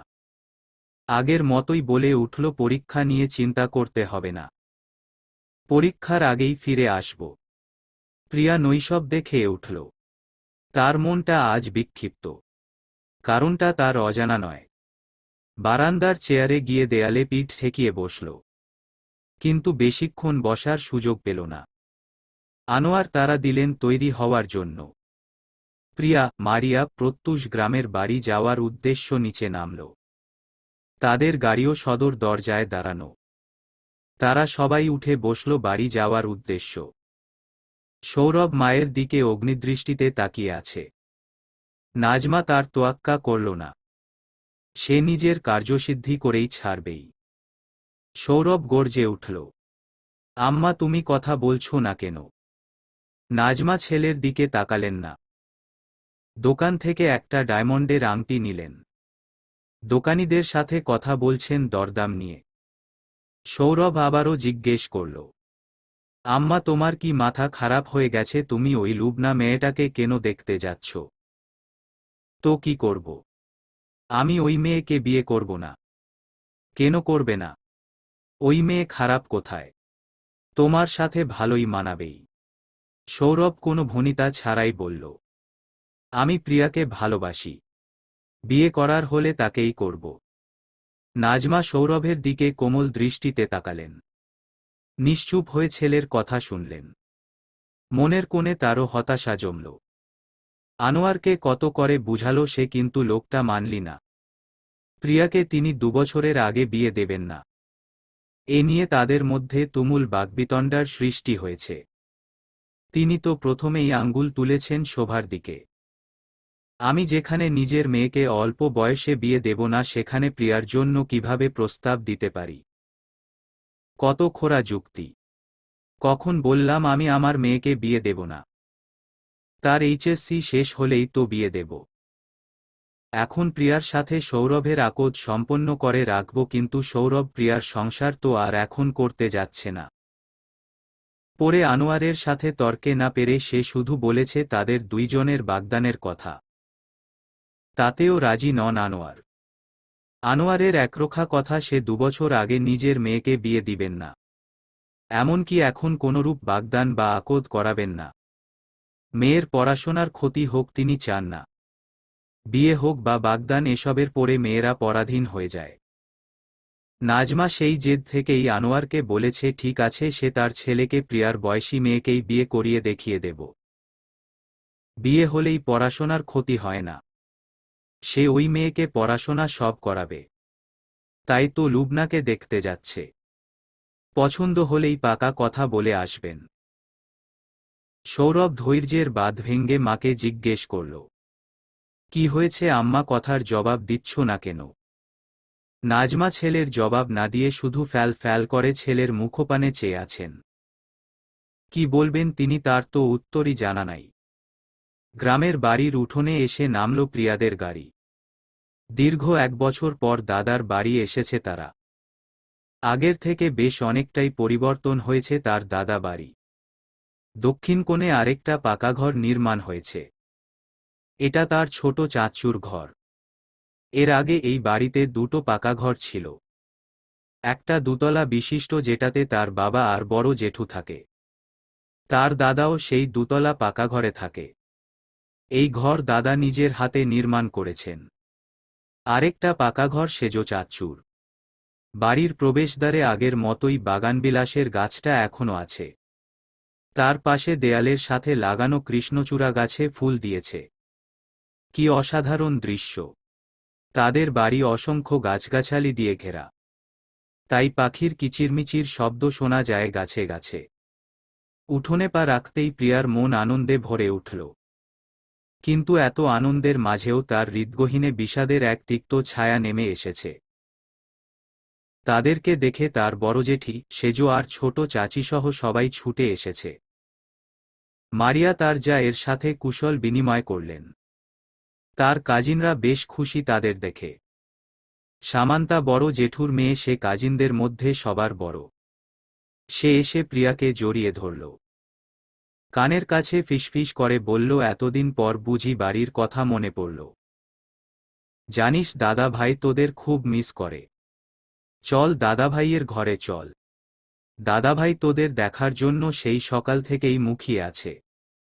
প্রত্যুষ নিজের সমবয়সী কাজিনদের পেয়ে আনন্দে আত্মহারা। সামান্তার ছোট ভাই অভ্র প্রত্যুষকে নিয়ে ভিতরে প্রবেশ করল। প্রিয়ার দাদার ঘরে পুরো পরিবারের মিলনমেলা বসেছে। আনোয়ার বাবার সামনে থম মেরে বসে আছে। তার বাবার শারীরিক অবস্থা বেশি ভালো না। জীর্ণশীর্ণ শরীর, চোখ দুটো কোটরে বসে গেছে, কথাও অনেক অস্পষ্ট। আনোয়ার বাবাকে দেখে হু হু করে কেঁদে উঠলেন। তাকে তো শুধু বলা হয়েছে তার বাবার শরীর সামান্য খারাপ। এত খারাপ অবস্থা বলা হয়নি। তার রাগটা পড়ল গিয়ে তার বড় ভাইয়ের উপর। সেই লোকটার জন্যই আজ সে বাড়ি ছাড়া হয়েছে, নয়তো বাবার পাশেই থাকত। বাবার এত করুণ অবস্থা অন্তত নিজের চোখে দেখত। তার বাবা তাকে ইশারায় ডাকলেন। মুখ হা করে কিছু একটা বিড়বিড় করলেন। কিন্তু আনোয়ার অনেকবার খেয়াল করেও বুঝতে পারলেন না। শেষে বাধ্য হয়ে সবাইকে বললেন ঘর খালি করতে। বাচ্চারা সব বাইরে চলে গেছে। ঘর মোটামুটি কোলাহল মুক্ত। আনোয়ার পুনরায় বাবার কানের কাছে গিয়ে নিজের মুখটা রাখলেন। তার বাবা অস্পষ্ট সুরে আওড়ালেন, আর্দ্র আসবে 1 সপ্তাহ পর। প্রিয়ার বিয়েটা দিবি তো এবার আর্দ্রের সাথে। ছেলেটা এবার একদম নিজেকে পুরোপুরি সুস্থ করেই ফিরবে কিন্তু। আনোয়ার বাবার কথা বুঝতে পেরে আঁতকে উঠলেন। আনমনে বার কয়েক বিড়বিড় করলেন, আর্দ্র ফিরে আসবে। বিধ্বস্ত শরীর নিয়ে সৌরভ বাসায় ফিরল সন্ধ্যায়। বিষণ্ণ মনে বাসায় প্রবেশ করতেই চোখে পড়ল প্রিয়াদের বাসায় তালা দেওয়া। উদ্বিগ্ন মনে ভাবল প্রিয়ারা আচমকা কোথায় হাওয়া হল। বাসায় এসে নাজমাকে জিজ্ঞেস করল। নাজমার মুখে বিষাদের ছায়া। গম্ভীর মুখে বলল, আমি জানি না। বাসার বাকিরাও কেউ কিছু জানে না। মাসুদ সৌরভকে ডাকলেন। সে বাবার সামনে মাথা নিচু করে দাঁড়িয়ে আছে। মাসুদ ছেলেকে তীক্ষ্ণ দৃষ্টিতে একবার পর্যবেক্ষণ করলেন। পরিশেষে বললেন, তোমার কি আনোয়ারের সাথে কোনো কথা হয়েছিল? সৌরভ অবাক হয়ে ভাবল, তার তো আনোয়ার আঙ্কেলের সাথে কোনো কথাই হয়নি। বাবা তাহলে কিসের কথা বলছে? সে ভেবেও কিছু খুঁজে পেল না। পরে মাসুদকে মাথা নেড়ে বলল, না তো, আমার কোনো কথা হয়নি আঙ্কেলের সাথে। কিন্তু কেন বাবা? তাহলে রাতে তোমার কাছে আনোয়ারের কল আসতে পারে। সৌরভ গভীর ভাবনায় ডুবে গেল। আনোয়ার আঙ্কেল কিসের কথা বলবে? সামান্তা, প্রিয়া, প্রত্যুষ, অভ্রসহ পুরো কাজিনগোষ্ঠী মিলে বসে গল্পের আসর জমিয়েছে। সামান্তা নিজের শ্বশুর বাড়ির গল্প, স্বামীর গল্প করছে। তার 3 বছরের দুষ্ট মিষ্টি একটা মেয়ে আছে, সামাইরা। সে মেয়ের জন্য ঠিক করে কথায় বলতে পারছে না। এই মেয়ে কথার মাঝে এসে নিজের কথাই বলে। সে ভূত দেখেছে তার দাদু বাড়িতে। সেই ভূত একদম সাদা পানির মতো। সামাইরার গল্প শুনে সবাই হো হো করে হেসে উঠে। সামান্তা কথায় কথায় নিজের ছোট ভাইয়ের কথা প্রিয়াকে বলে উঠে। প্রিয়া, জানিস আর্দ্র আসছে আগামী সপ্তাহে। প্রিয়া আর্দ্রর কথা শুনে চমকে উঠে। এতদিন পর আর্দ্র ফিরে আসছে। বক্ষস্থলে সূক্ষ্ম ব্যথার জায়গায় বরং অস্থির লাগছে তার। আর্দ্র ফিরলে আবার আগের মতো জেঠু আর বাবার মধ্যে দ্বন্দ্ব বিবাদ জড়াবে। এসব ভাবতে তার চক্ষুদয় ঝাপসা হয়ে এলো। এক সময় এই আর্দ্রকে দেখলে তার মন কেমনের বৃষ্টি হতো, ফুলের মাঝে হাজারো রঙিন প্রজাপতির মেলা বসত। আকাশ মাঝে পাখির ডানায় সে ঘুরে বেড়াত। কিন্তু আজ তার সেগুলোর কিছুই অনুভূতি হচ্ছে না, বরং আতঙ্ক তাকে ঘিরে ধরেছে। এই আর্দ্রের জন্যই তার বাবা বাড়ি ছেড়েছে। তার জেঠু আর বাবার সম্পর্ক নষ্ট হয়ে গিয়েছে। সেই স্কুল জীবনের এক তপ্ত দুপুরের কথা। সে বাড়ি ফিরছিল। আর্দ্র তাকে এসে একটা খামসহ চিঠি দিয়ে যায়। চিঠি দেওয়ার সময় বলে তাকে একদিনের সময় দিয়েছে, শুধু পরের দিন যেন তার চিঠির জবাব দিয়ে দেয়। প্রিয়া তো পড়েছে মহা বিপদে। রাতে চিঠি পড়ে অবাক। আর্দ্র তাকে প্রপোজ করেছে।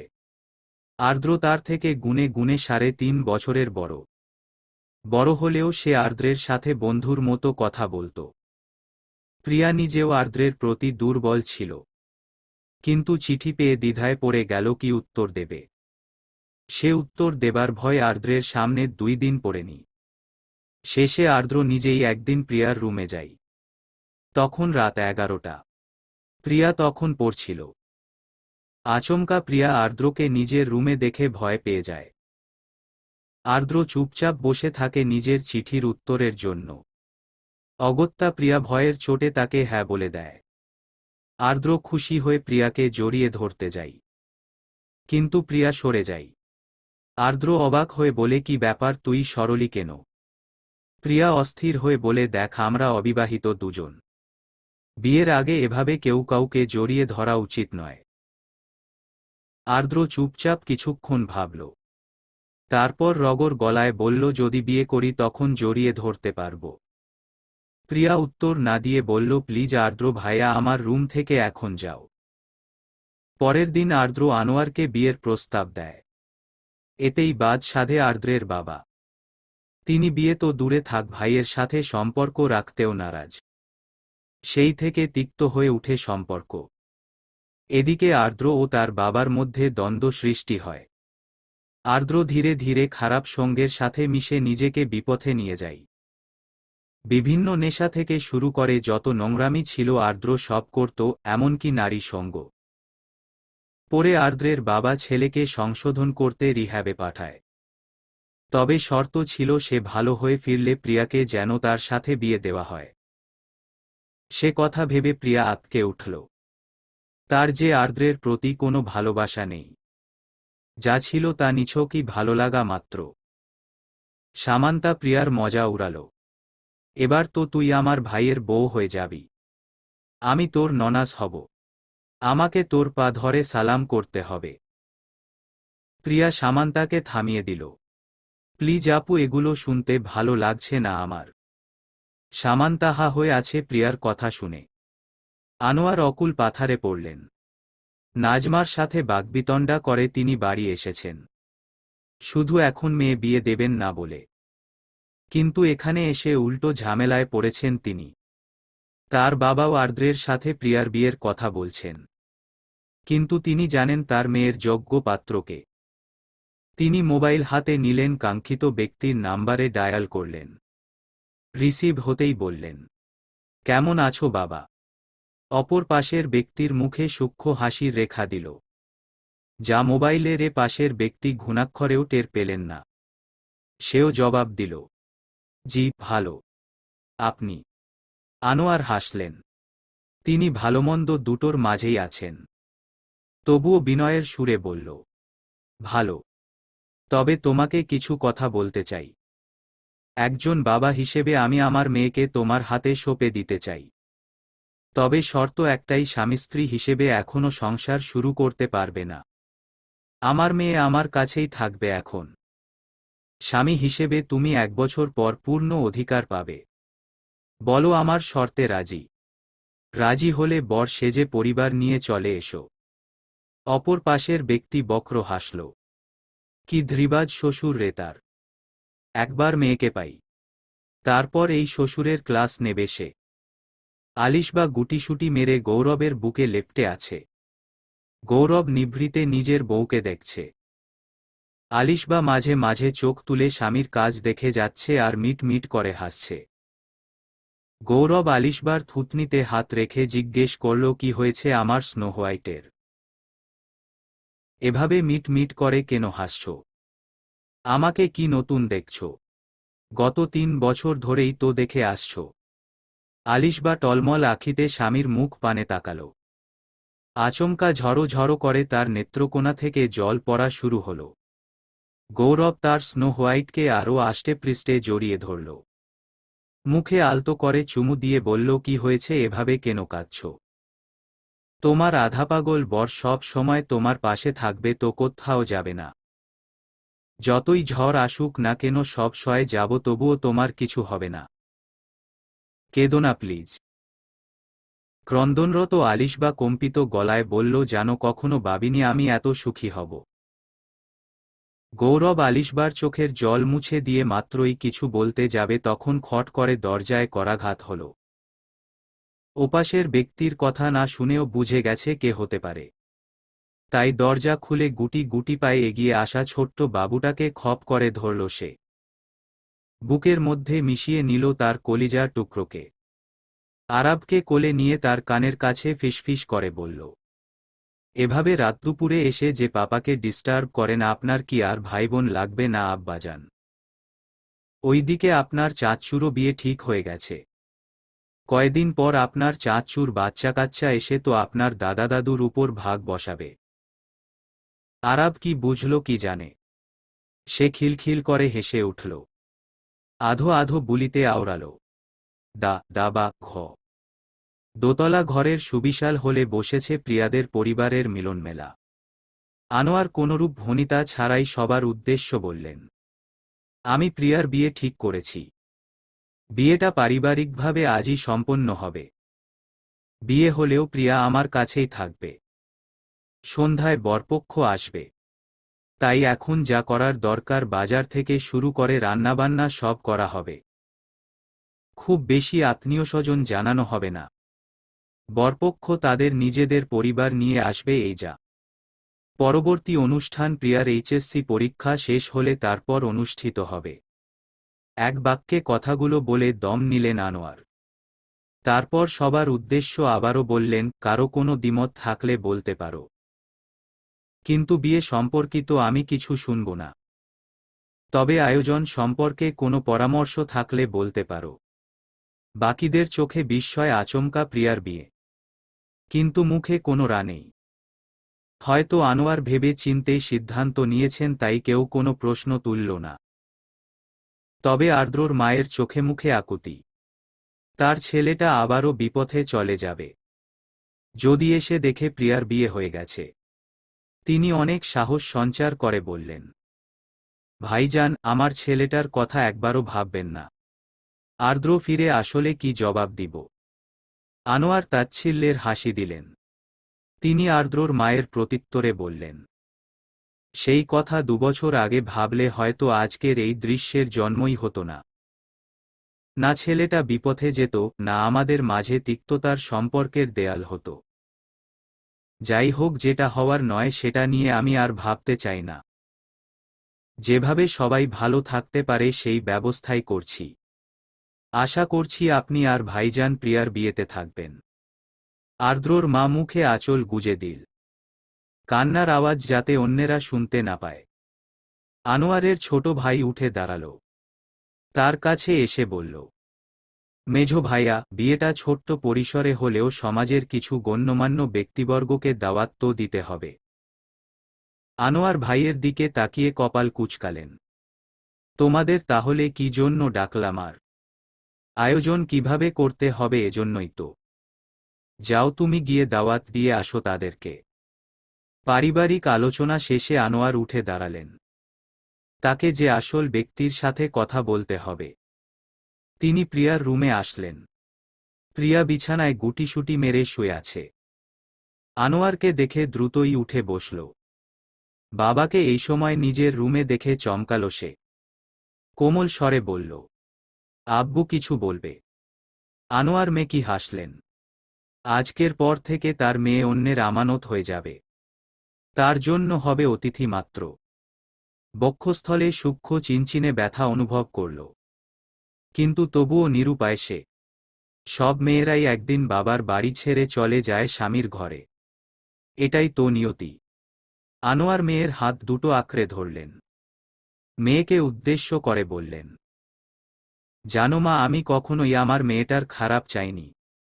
সব সময় ভালোইটা দেওয়ার চেষ্টা করে এসেছি। আজও তার ব্যতিক্রম নয়। আমি অনেক ভেবে চিন্তে তোমার বিয়ে ঠিক করেছি। বিয়ের কথা শুনে প্রিয়ার বক্ষস্থল কেঁপে উঠল। তার বিয়ে আচমকাই। সে কিছু বলার আগেই আনোয়ারই বলল, আমি জানি তুমি আতঙ্কিত হয়ে পড়ছো, আচমকা কেন তোমার বিয়ে ঠিক করেছি। জানো, মাঝে মাঝে কিছু সিদ্ধান্ত নিজের হাতে থাকে না, পরিস্থিতির উপর নির্ভর করে। মনে করো আজকের বিষয়টাও সেইরূপ। তবে চিন্তা করো না, আমি তোমাকে সুপাত্রেই দান করছি। সে তোমার জন্য সবচেয়ে বেশি যোগ্য। আব্বু, আমি জিজ্ঞেস করব না ছেলেটাকে বা কেন আচমকা বিয়ে ঠিক করলে, কিন্তু কারণটা কি আর্দ্র ভাইয়া? আনোয়ার ছোট্ট করে বললেন, আর্দ্রও একটা কারণ মাত্র, তবে প্রধান কারণ নয়। তুমি পাত্রকে জানতে চাইবে না?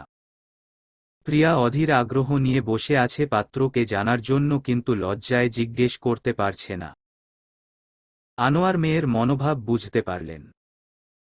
তাই রগর গলায় বললেন, তুমি কি জানো তোমার পাত্র একজন খুবই শৃঙ্খলাবদ্ধ প্রেমিক, যে প্রেমিকাকে নিজের মনের কথা বলার আগেই প্রেমিকার বাবাকে বিয়ের প্রস্তাব দেয়। তাই আমিও সুযোগ বুঝে শর্ত দিয়েছি, আমার মেয়ের সাথে প্রেম করা যাবে না। এমনকি তাকে মনের কথাও বলা যাবে না। তার থেকে 200 হাত দূরত্ব বজায় রাখতে হবে। তখন তোমার ওই পাগলা প্রেমিক কি বলেছে জানো? তাহলে আপনার মেয়ে যদি অন্য কাউকে মন দিয়ে বসে থাকে, তাহলে আমার কি হবে? তোমার পাগলা প্রেমিককে তখন বললাম, ঠিক আছে তুমি তাকে নজরে রাখতে পারো, তবে প্রেম নয়। প্রিয়া তার বাবার কথা হা হয়ে শুনছিল। মনে মনে বেশ চমকাল, কিন্তু হিসাব মিলাতে পারছে না। একজনের মুখ তার চোখের সামনে ভাসছে। তাহলে কি সেই লোকটাই? আনোয়ারের মুখে সূক্ষ্ম হাসির রেখা দিল।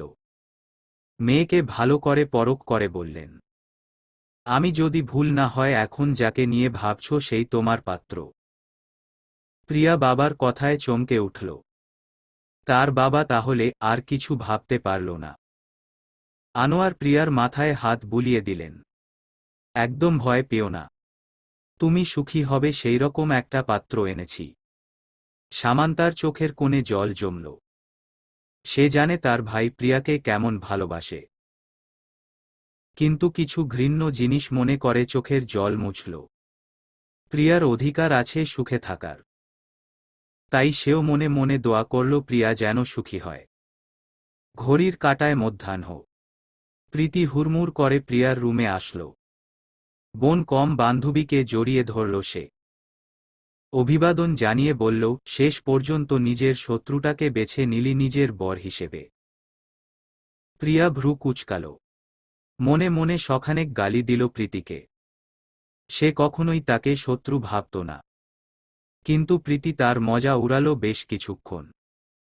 সবাই প্রিয়াকে হলুদ মাখিয়ে তারপর গোসল করাল। গোসল শেষে কাপড় পরিয়ে তাকে রুমে বসানো হল। সামান্তা, প্রীতি বসে প্রিয়াকে হাতে মেহেদি লাগিয়ে দিল। প্রীতি শুধু প্রিয়াকে বারবার খোঁচাচ্ছে তার জামাইয়ের কথা বলে। বাড়ির সবাই ব্যস্ত প্রিয়ার বিয়ে নিয়ে। মোটামুটি স্বল্প পরিসরে হলেও খাবার আয়োজন কিন্তু বেশ বড় আকারে করা হয়েছে। উঠোনে চুলা বানানো হয়েছে। সেখানে বড় বড় হাঁড়িতে রান্না বসানো হয়েছে।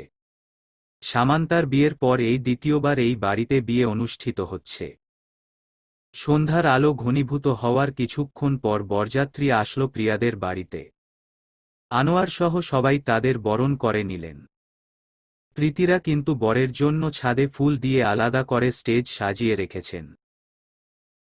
বরের গাড়ি থেকে একজন নয় দুজন বর দেখে প্রিয়ার চাচা চাচিরা বেশ অবাক হলেন। একই রকম দেখতে দুজন বর, তাহলে কোনটা আসল? দুজন বর একসাথে স্টেজে গিয়ে বসল। সবাই বলাবলি করল জামাইয়ের কি যমজ ভাই আছে। আনোয়ার এদের কথা শুনে হাসলেন। গৌরব ছেলেটা এত ফাজিল, দুভাই ইচ্ছে করে সবাইকে বোকা বানাচ্ছে। আনোয়ার গিয়ে গৌরবকে কান মলে দিলেন। গৌরব মনে মনে লজ্জা পেলেন। সে আনোয়ারের কানের কাছে গিয়ে ফিসফিস করে বলল, আঙ্কেল, প্রেস্টিজের একটা ব্যাপার স্যাপার আছে। এভাবে কান ধরলে সবাই আপনার মেয়ের ভাসুরের মজা উড়াবে না। ছেড়ে দেন আমাকে, বাকিদেরকে খুঁজে নিতে বলেন কোনটা আসল বর। আনোয়ার কান ছেড়ে হেসে উঠলেন। আলিশবা, শোভা, আরাব সবাই প্রিয়ার রুমে আসলো। তখন প্রিয়াকে সাজানো শেষ হয়েছে মাত্র। প্রিয়ার বিয়ের পোশাক বিকেলেই পাঠানো হয়েছিল পরশকে দিয়ে। গোল্ডেন খয়েরি মিশ্রণের লেহেঙ্গা, গলায় গোল্ড আর পাথরের গহনা, মাথায় লম্বা ওড়না দিয়ে পুরো মস্তক ঢাকা। প্রিয়াকে দেখে তারা বেশ চমকাল। শোভা হা হয়ে প্রিয়াকে দেখছে। তার ভাই তো আজ ফিদা হয়ে যাবে প্রিয়ারানীর এই রূপ দেখে। প্রিয়া এদেরকে দেখে লজ্জায় কাচুমাচু করছিল। আরাব গিয়ে প্রিয়ার কোলে উঠতে চাইল, কিন্তু আলিশবা দিল না। সে কোলে নিয়ে প্রিয়ার কাছাকাছি নিয়ে গেল শুধু। প্রিয়াকে দেখে বলল, ও হ মা বা হ। সবাই আরাবের আধো আধো কথা শুনে হাসল। মারিয়া আসলো নাজমাকে বরণ করতে। নাজমা তো থম মেরে বসে আছে। অথচ সবার থেকে বেশি সেই খুশি ছিল এই বিয়েতে। কিন্তু আনোয়ার তার সব খুশি একবারে ধূলিসাৎ করে দিয়েছে। তাই তার মুখের হাসি উবে গেছে, কিন্তু মনে মনে ভীষণ খুশি। মারিয়া নাজমাকে ভিতরে নিয়ে গেলেন। তার যাদের সাথে পরিচয় করিয়ে দিলেন। প্রত্যুষের মাথা ব্যথা নেই দুলাভাইকে নিয়ে, সে তো আগে থেকে চিনে। তাই সে সৌরভের পাশে গিয়ে বসল। প্রীতি আর প্রিয়ার কাজিন গোষ্ঠীরা বরকে মালা পরাতে আসলে দ্বিধায় পড়ে যায়। কোনটা বর? গৌরব গা দুলিয়ে হাসে। ভাইয়ের কানের কাছে গিয়ে বলে, মালাটা আমি পরি, শুধু বিয়েটা তুই করিস। সৌরভও হাসল ভাইয়ের কথা শুনে। সে প্রীতিদের ডাকল, গার্লস, তোমাদের দুলাভাইকে মালা পরিয়ে দাও। প্রীতি এসে গৌরবকে মালা পরিয়ে দেয়। সৌরভ ভাইয়ের কানে কানে ফিসফিস করে বলে, এবার খুশি তুই? গৌরবও হ্যাঁ বলে মাথা নাড়ায়। প্রীতিরা নজরের জন্য আবদার করলে দুভাই একসাথে তাদেরকে নজর দিয়ে দেয়। প্রীতি অবাক হলেও কিছু বলল না। তার তো লাভ হয়েছে, দুজন থেকে নজর পেয়েছে। পরশ বেচারা হাবাগোবার মতো বসে আছে। তার সাথে সৌরভের আরও দুজন বন্ধু আসছে, সানি আর রকি। সানি প্রীতির সাথে মজা করছে। বেআইন দেখি সুন্দর আছে, বিয়েশাদী হয়েছে নাকি প্রস্তাব দেব? প্রীতি মুখ ভেঙচি দিয়ে বলল, সেটা আপনার জানার দরকার আছে। প্রীতি যাওয়ার পর সানি সৌরভকে খোঁচা দিল, তোর শালি আমাকে গাল ভেঙচি দিছে কেন? বিয়ের প্রস্তাবই দিলাম, উঠাই তো নিয়ে যাই নাই। রকি আর পরশ হাসল। সৌরভ তাদের সাথে সেও হাসল। পারলে উঠাই নিয়ে যা, দেখি তোর কত জোর। রকি খোঁচালো সৌরভকে, তোর বউ কখন আসবে আর? তর সইছে না আর ভাবিকে দেখার জন্য। পরশ দুইজনের দিকে তাকাল। অবাক হয়ে বলল, বউ সৌরভের তোর কেন রে তর সইছে না? কাজী আসলেন সন্ধ্যা 7টার পর। কাজী আসার পর পরই বিয়ে পড়ানো শুরু হয়। কাজীও প্রথমে দ্বিধায় পড়ে যান কোনটা বর, কিন্তু বর মহাশয় তাকে নিশ্চিন্তে থাকতে বলেন। বিয়ে পড়ানো শেষে সবাইকে খাবার দেওয়া হয়। খাবারের পর্ব শেষ হলে আলিশবা, শোভা, প্রীতিরা মিলে প্রিয়াকে স্টেজে নিয়ে আসে। সেখানে সৌরভ আগে থেকেই বসে থাকে। প্রিয়া স্টেজে উঠতে গিয়ে আচমকা কয়েক সেকেন্ডের জন্য সৌরভের সাথে তার চোখাচোখি হয়। সে মনে মনে ভীষণ লজ্জা পায়। কিন্তু স্টেজে বসার পর আচমকা তার চোখ চলে যায় তার যৎসামান্য দূরে থাকা আরেকটা অবয়বের দিকে। তখন তার হৃদস্পন্দনের কম্পন অতিমাত্রায় বেড়ে গেল। মনে মনে হেসে উঠে ফাজিল কোথাকার। শোভা প্রিয়ার হাতে একটা মালা দেয় সৌরভকে পরানোর জন্য। প্রিয়া সেই মালা সৌরভকে না পরিয়ে উল্টো ফিক করে হেসে দেয়। তারপর লজ্জায় নিজেই মুখে হাত দিয়ে বসে থাকে।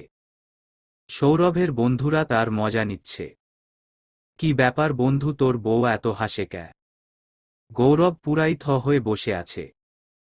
সে প্রিয়ার দিকে এক ভ্রু উঁচিয়ে বলল, তুমি কি করে চিনলে আমাকে? প্রিয়া লাজুক হাসল। মনে মনে বলল, না চিনার কি আছে। একই রকম দুটি মানুষ যেমন হয় তেমনই অনুভূতিও আলাদা হয়।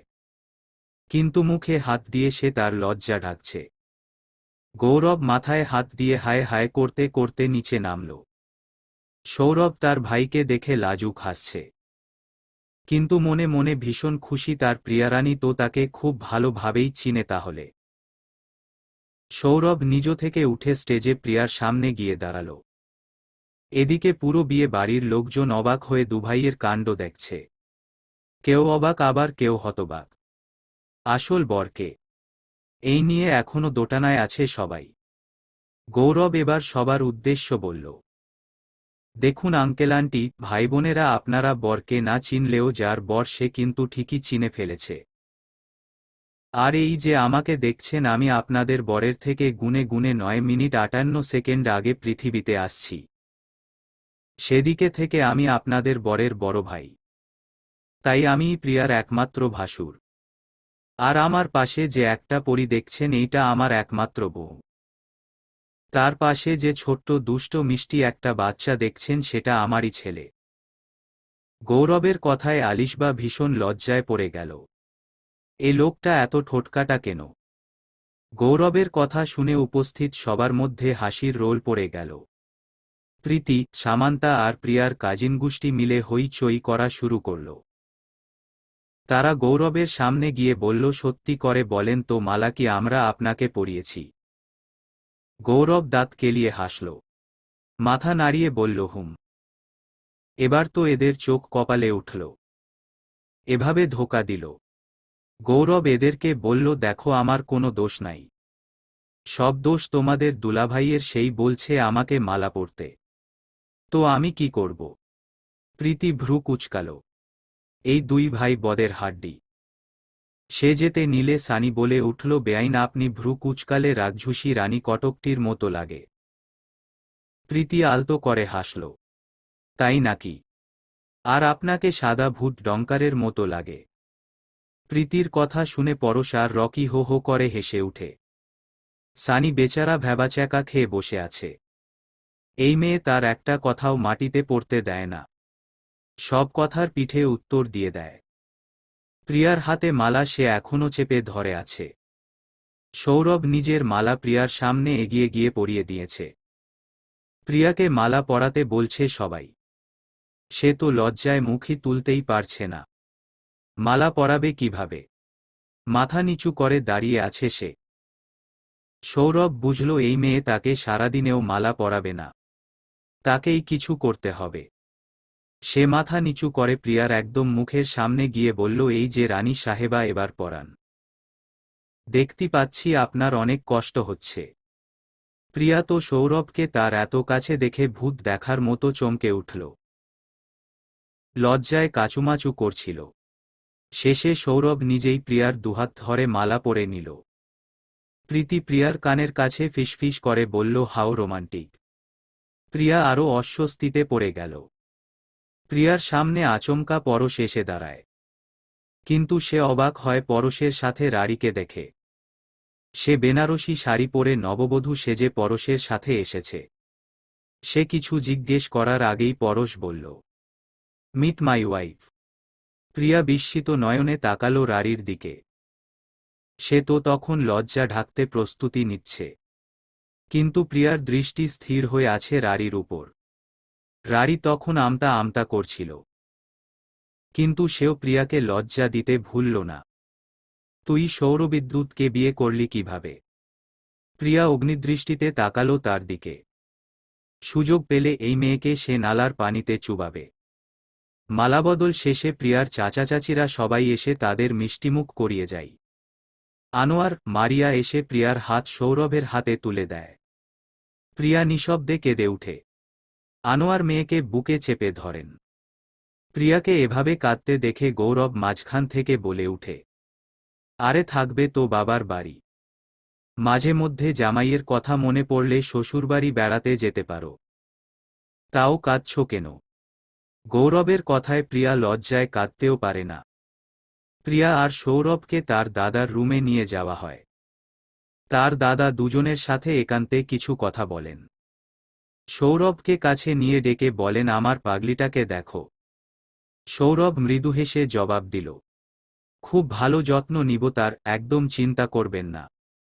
সৌরভের হাতে প্রিয়ার হাত রাখে ওর দাদা। বিড়বিড় করে বলে উঠল, সুখী হও তোমরা। রাত 10টা। সৌরভের পরিবারের কাউকে বাড়িতে যেতে দেননি। সবাই রাতে এ বাড়িতেই থাকবে। গৌরব আর আলিশবাকে আলাদা রুম দেওয়া হয়েছে। গৌরব রুমে যাওয়ার আগে সৌরভের মজা উড়াচ্ছে, ভাই তুই তো হলরুমে থাকবি তাই না? সৌরভ ভাইয়ের উত্তর দিল না।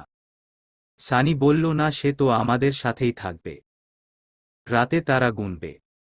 সৌরভ নিশ্চুপ এদের কথা শুনে যাচ্ছে। আজকে কিছু বলা মানে বিপদ। আনোয়ার এসে সৌরভের সাথে আলাদা কিছু কথা বললেন। আমি বাবা হিসেবে তোমাকে অনেক শর্ত দিলেও পুরুষ হিসেবে বলতে পারি তুমি সেই শর্তগুলো পূরণ করতে পারবে না।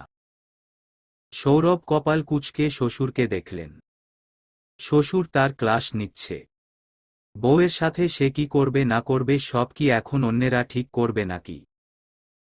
অবশ্যই না, এটা একান্তই ব্যক্তিগত ব্যাপার। তবুও শ্বশুরের কথা মনোযোগ দিয়ে শুনল। আনোয়ার বললেন, তুমি আজকের জন্য অনুমতি পেতে পারো। সৌরভ কুটিল হাসল মনে মনে। সেও শ্বশুরের পাল্টা জবাব দিল, অনুমতি দিতে হবে কেন? আমি নিজেই এখন যেতে পারি। আনোয়ারও হাসলেন সৌরভের কথায়।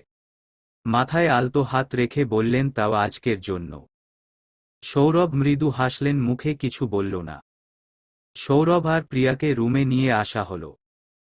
প্রিয়াকে ভিতরে বসিয়ে সৌরভকে দরজার সামনে সবাই ঘিরে ধরল। সৌরভ তাদের দাবি অনুযায়ী দিয়ে তাড়াতাড়ি বিদেয় করল। রকি সৌরভকে টিপ্পনি মেরে বলল, কিরে তোর দেখি আজ বড্ড তারা ভিতরে যাওয়ার। আস্তে ধীরে গেলেই তো পারতি। সৌরভও ফিস ফিস করে বলল, বউয়ের সাথে অনেক পুরনো হিসেব বাকি আছে তাই এত তাড়াহুড়ো করছি বুঝলি। সানিও অবাক হয়ে বলল, কিসের পুরনো হিসেব তোর? সৌরভ হাসল, শুধু উত্তর দিল না।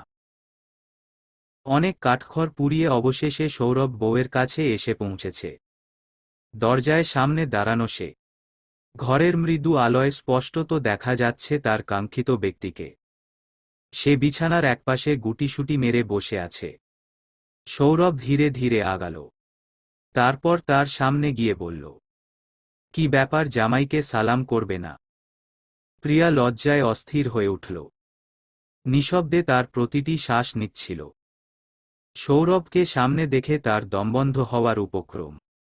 আর কথা তো অনেক দূরে। সৌরভ আরেকটু কাছে গিয়ে দাঁড়াল। জামাইকে পা ধরে সালাম করতে হয় আগে। মুখে আমি সালাম নিব না। প্রিয়া এখনো মাথা নিচু করে আছে। তার হৃদস্পন্দন এত দ্রুতই কম্পিত হচ্ছে যে সে হার্ট অ্যাট্যাক করেই আজ মারা যাবেই। কণ্ঠনালী দিয়ে একটা কথাও উচ্চারণ হচ্ছে না তার। সৌরভ হতাশ হল প্রিয়ার আচরণে। সে ফের বলল, সালাম তো চোখ বন্ধ করেও করা যায়। ঠিক আছে, সালাম না করলে আর কি করা? কাউকে তো জোর করে সালাম করানো যায় না।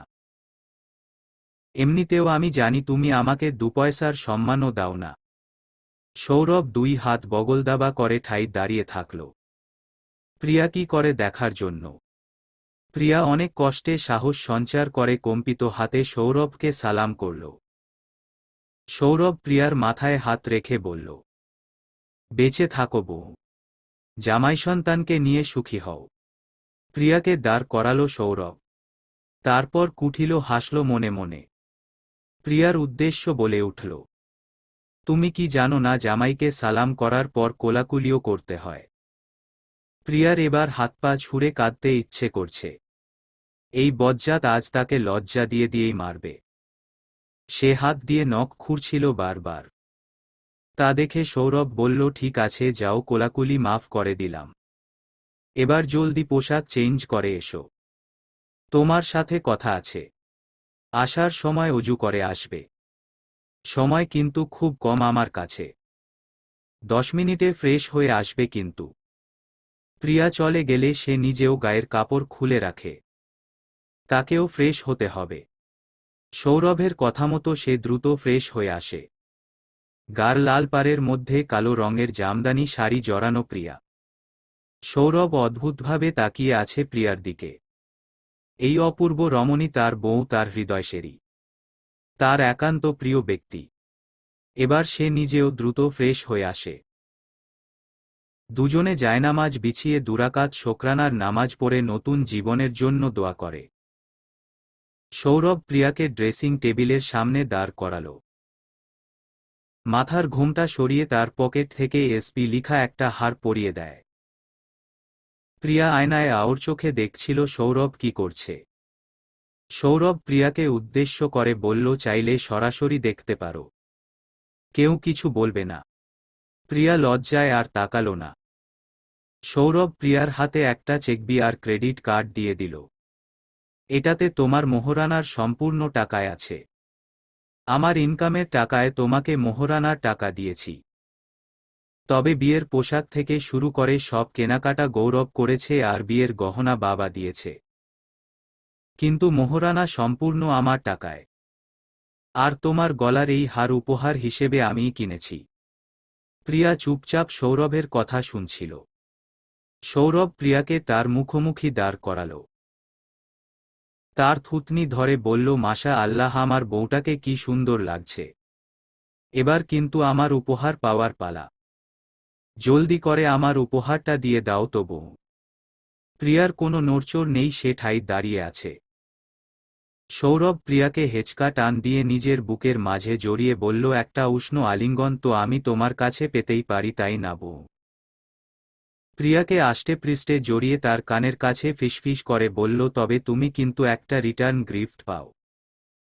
মনে আছে সেই কামড়টা? প্রিয়াকে পেয়ে উঠল সৌরভের কথায়। লজ্জায় তার বুকেই মুখ লুকিয়ে রাখল। কিন্তু পরক্ষণেই অনুভব করল তার গ্রীবাদেশে সৌরভের উষ্ণ ছোঁয়া। জায়গাটা ভীষণ জ্বলছে। প্রিয়া বিড়ালছানার মতো সৌরভের বুকের মাঝে লেপ্টে আছে। সৌরভের কাছে আজকের রাতটা অনেক স্পেশাল ও অনেক কষ্টের। কারণ আগামী 1 বছর এই এক রাতের স্মৃতি নিয়েই তাকে বউ ছাড়া থাকতে হবে। একটা বছর দীর্ঘ সময়, তাই না? জানো তো, 365 দিন হয়, কিন্তু ততদিন আমার জন্য অপেক্ষা করবে তো বউ? সৌরভের এহেন প্রশ্নে হতচকিত হয়ে গেল প্রিয়া। সে অপেক্ষা করবে না কেন? সৌরভ তো তার স্বামী হয়, আর স্বামীর জন্য অপেক্ষা করবে না, এটা কেমন অদ্ভুত প্রশ্ন করছে সৌরবিদ্যুৎ। তার মনে এত উৎকণ্ঠা সৃষ্টি করছে কেন? সে এসবে ভীষণ ভয় পায়। তার বক্ষস্থল ভীষণভাবে কাঁপছে। উত্তর দেবার শক্তিও যেন ক্ষয় হয়ে গিয়েছে। সৌরভ পুনশ্চ প্রিয়াকে বলল, যদি আমি হারিয়ে যাই তখন, কিংবা আমাদের মিলন যদি আধুরা থেকে যাই? তড়িৎ ঘুম ভেঙে যায় প্রিয়ার। বুক ধরফরিয়ে বিছানা ছেড়ে উঠে। তার পুরো শরীর থরথর করে কাঁপছে। এমন স্বপ্ন কেন সে দেখল? দেয়াল ঘড়িতে সময় দেখল রাত 2টো বাজে। কালকে রাতেও সৌরভ তার পাশে ছিল, কিন্তু আজকে তার বিছানাটা একদম শূন্য পড়ে আছে। সত্যি জীবনটা কত অদ্ভুত। এক রাতের ব্যবধানে তার জীবন কত পরিবর্তন হয়ে গেল। কালও সে সৌরভকে স্বামী মানতে নারাজ ছিল, অথচ আজ সে স্বামী সোহাগী হয়ে গেছে। কাল রাতে স্বামীর বুকে তার নিদ্রা যাপন হলেও ভোর সকালে উঠেই সে হাওয়া হয়ে গেছিল। এমনকি সৌরভ যাওয়ার সময়ও সে আর সামনে আসেনি। সৌরভ যে যাওয়ার সময় তাকে মনে মনে খুঁজেছিল সে বেশ বুঝতে পেরেছিল। কিন্তু সে কি করবে, লজ্জায় তো তার সামনে দাঁড়াতেই পারছে না।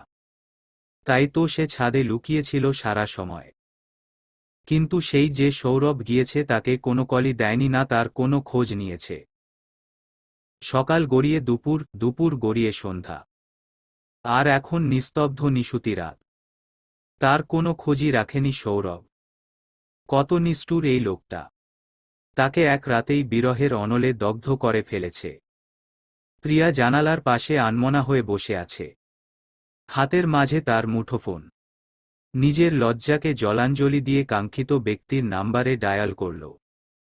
কিন্তু বার কয়েক ডায়াল করেও সে তার নাগাল পেল না। যতবারই ডায়াল করেছে ফলাফল একই। আপনার ডায়ালকৃত নাম্বারটি এই মুহূর্তে বন্ধ আছে। আর কাউকে লজ্জায় কলও করতে পারছে না। তার হৃদয়টা খুব পুড়ছে সৌরবিদ্যুৎকে দেখার জন্য। কবে দেখতে পাবে তাকে? সৌরভ প্রিয়ার বিয়ের দুদিন পেরিয়ে গেছে। প্রিয়ার দাদার অবস্থা আগের মতোই আছে। আনোয়ারকে আজকে বাসায় ফিরতে হবে। পরশু প্রিয়ার পরীক্ষা শুরু। মারিয়া কাপড় গোছাচ্ছেন। প্রিয়া তো তড়িঘড়ি করছে কবে তারা ফিরবে। সৌরভকে দেখার জন্য সে উতলা হয়ে পড়েছে। এই লোকটা গত দুদিনে তাকে একটা ফোন কলও করেনি। কেমন পাষাণ স্বামী তার! সে ফিরে গিয়ে এই সৌরবিদ্যুতের মজা নেবে। প্রিয়াদের গাড়ি সৌরভদের বাড়ির সদর দরজার সামনে এসে দাঁড়াল। প্রিয়া দাঁত দিয়ে নখ কাটছে। তার তো গাড়ি থেকে বের হতে ভীষণ লজ্জা করছে। আনোয়ার তাড়া দিলেন মেয়েকে নামার জন্য। প্রিয়া অগত্যা গাড়ি থেকে বের হল। লম্বা করে দম ফেলে চারপাশে চোখ বুলানো কেউ তাকে দেখছে কিনা। না, তেমন কেউ নেই। 3 তলার বারান্দায় একবার চোখ বুলাল। কিন্তু না, ওই বজ্জাতটাও নাই। মনে মনে নারাজ হলেও স্বস্তির নিঃশ্বাস ছাড়ল। চুপচাপ নিজের বাসায় ঢুকল। বিছানায় বসে কিছুক্ষণ ছটপট করল। সৌরবিদ্যুৎ কোথায়? এখন তো তার বাসায় থাকার কথা। সে বারান্দায় গিয়ে দাঁড়াল। কিছুক্ষণ উকিঝুঁকি মারল সৌরভের বারান্দার দিকে। কিন্তু তার ওই ভদ্র বজ্জাত স্বামীটা কোথায় হাওয়া হয়ে গেল। তাকে না পেয়ে ব্যর্থ হয়ে সে রুমে ফিরে আসে। ঘড়ির কাঁটায় দুপুর 12টা। প্রিয়া আর কি করবে, ফ্রেশ হওয়ার জন্য সে বাথরুমে চলে যায়। প্রবেশ করতেই আচমকা তার বাথরুমের দরজাতে খটাখট আওয়াজ হতে লাগল। অর্ধভেজা তার শরীর। এই সময় এলোটাকে। আতঙ্কিত হয়ে থরথর করে কাঁপতে লাগল। সৌরভ তার রুমে আসেনি তো। ভয় কয়েকবার শুকনো ঢোক গিলল সে। জিজ্ঞেসও করতে পারছে না লজ্জায়। হঠাৎ মারিয়ার গলা শুনে নিজেকে স্থির করল।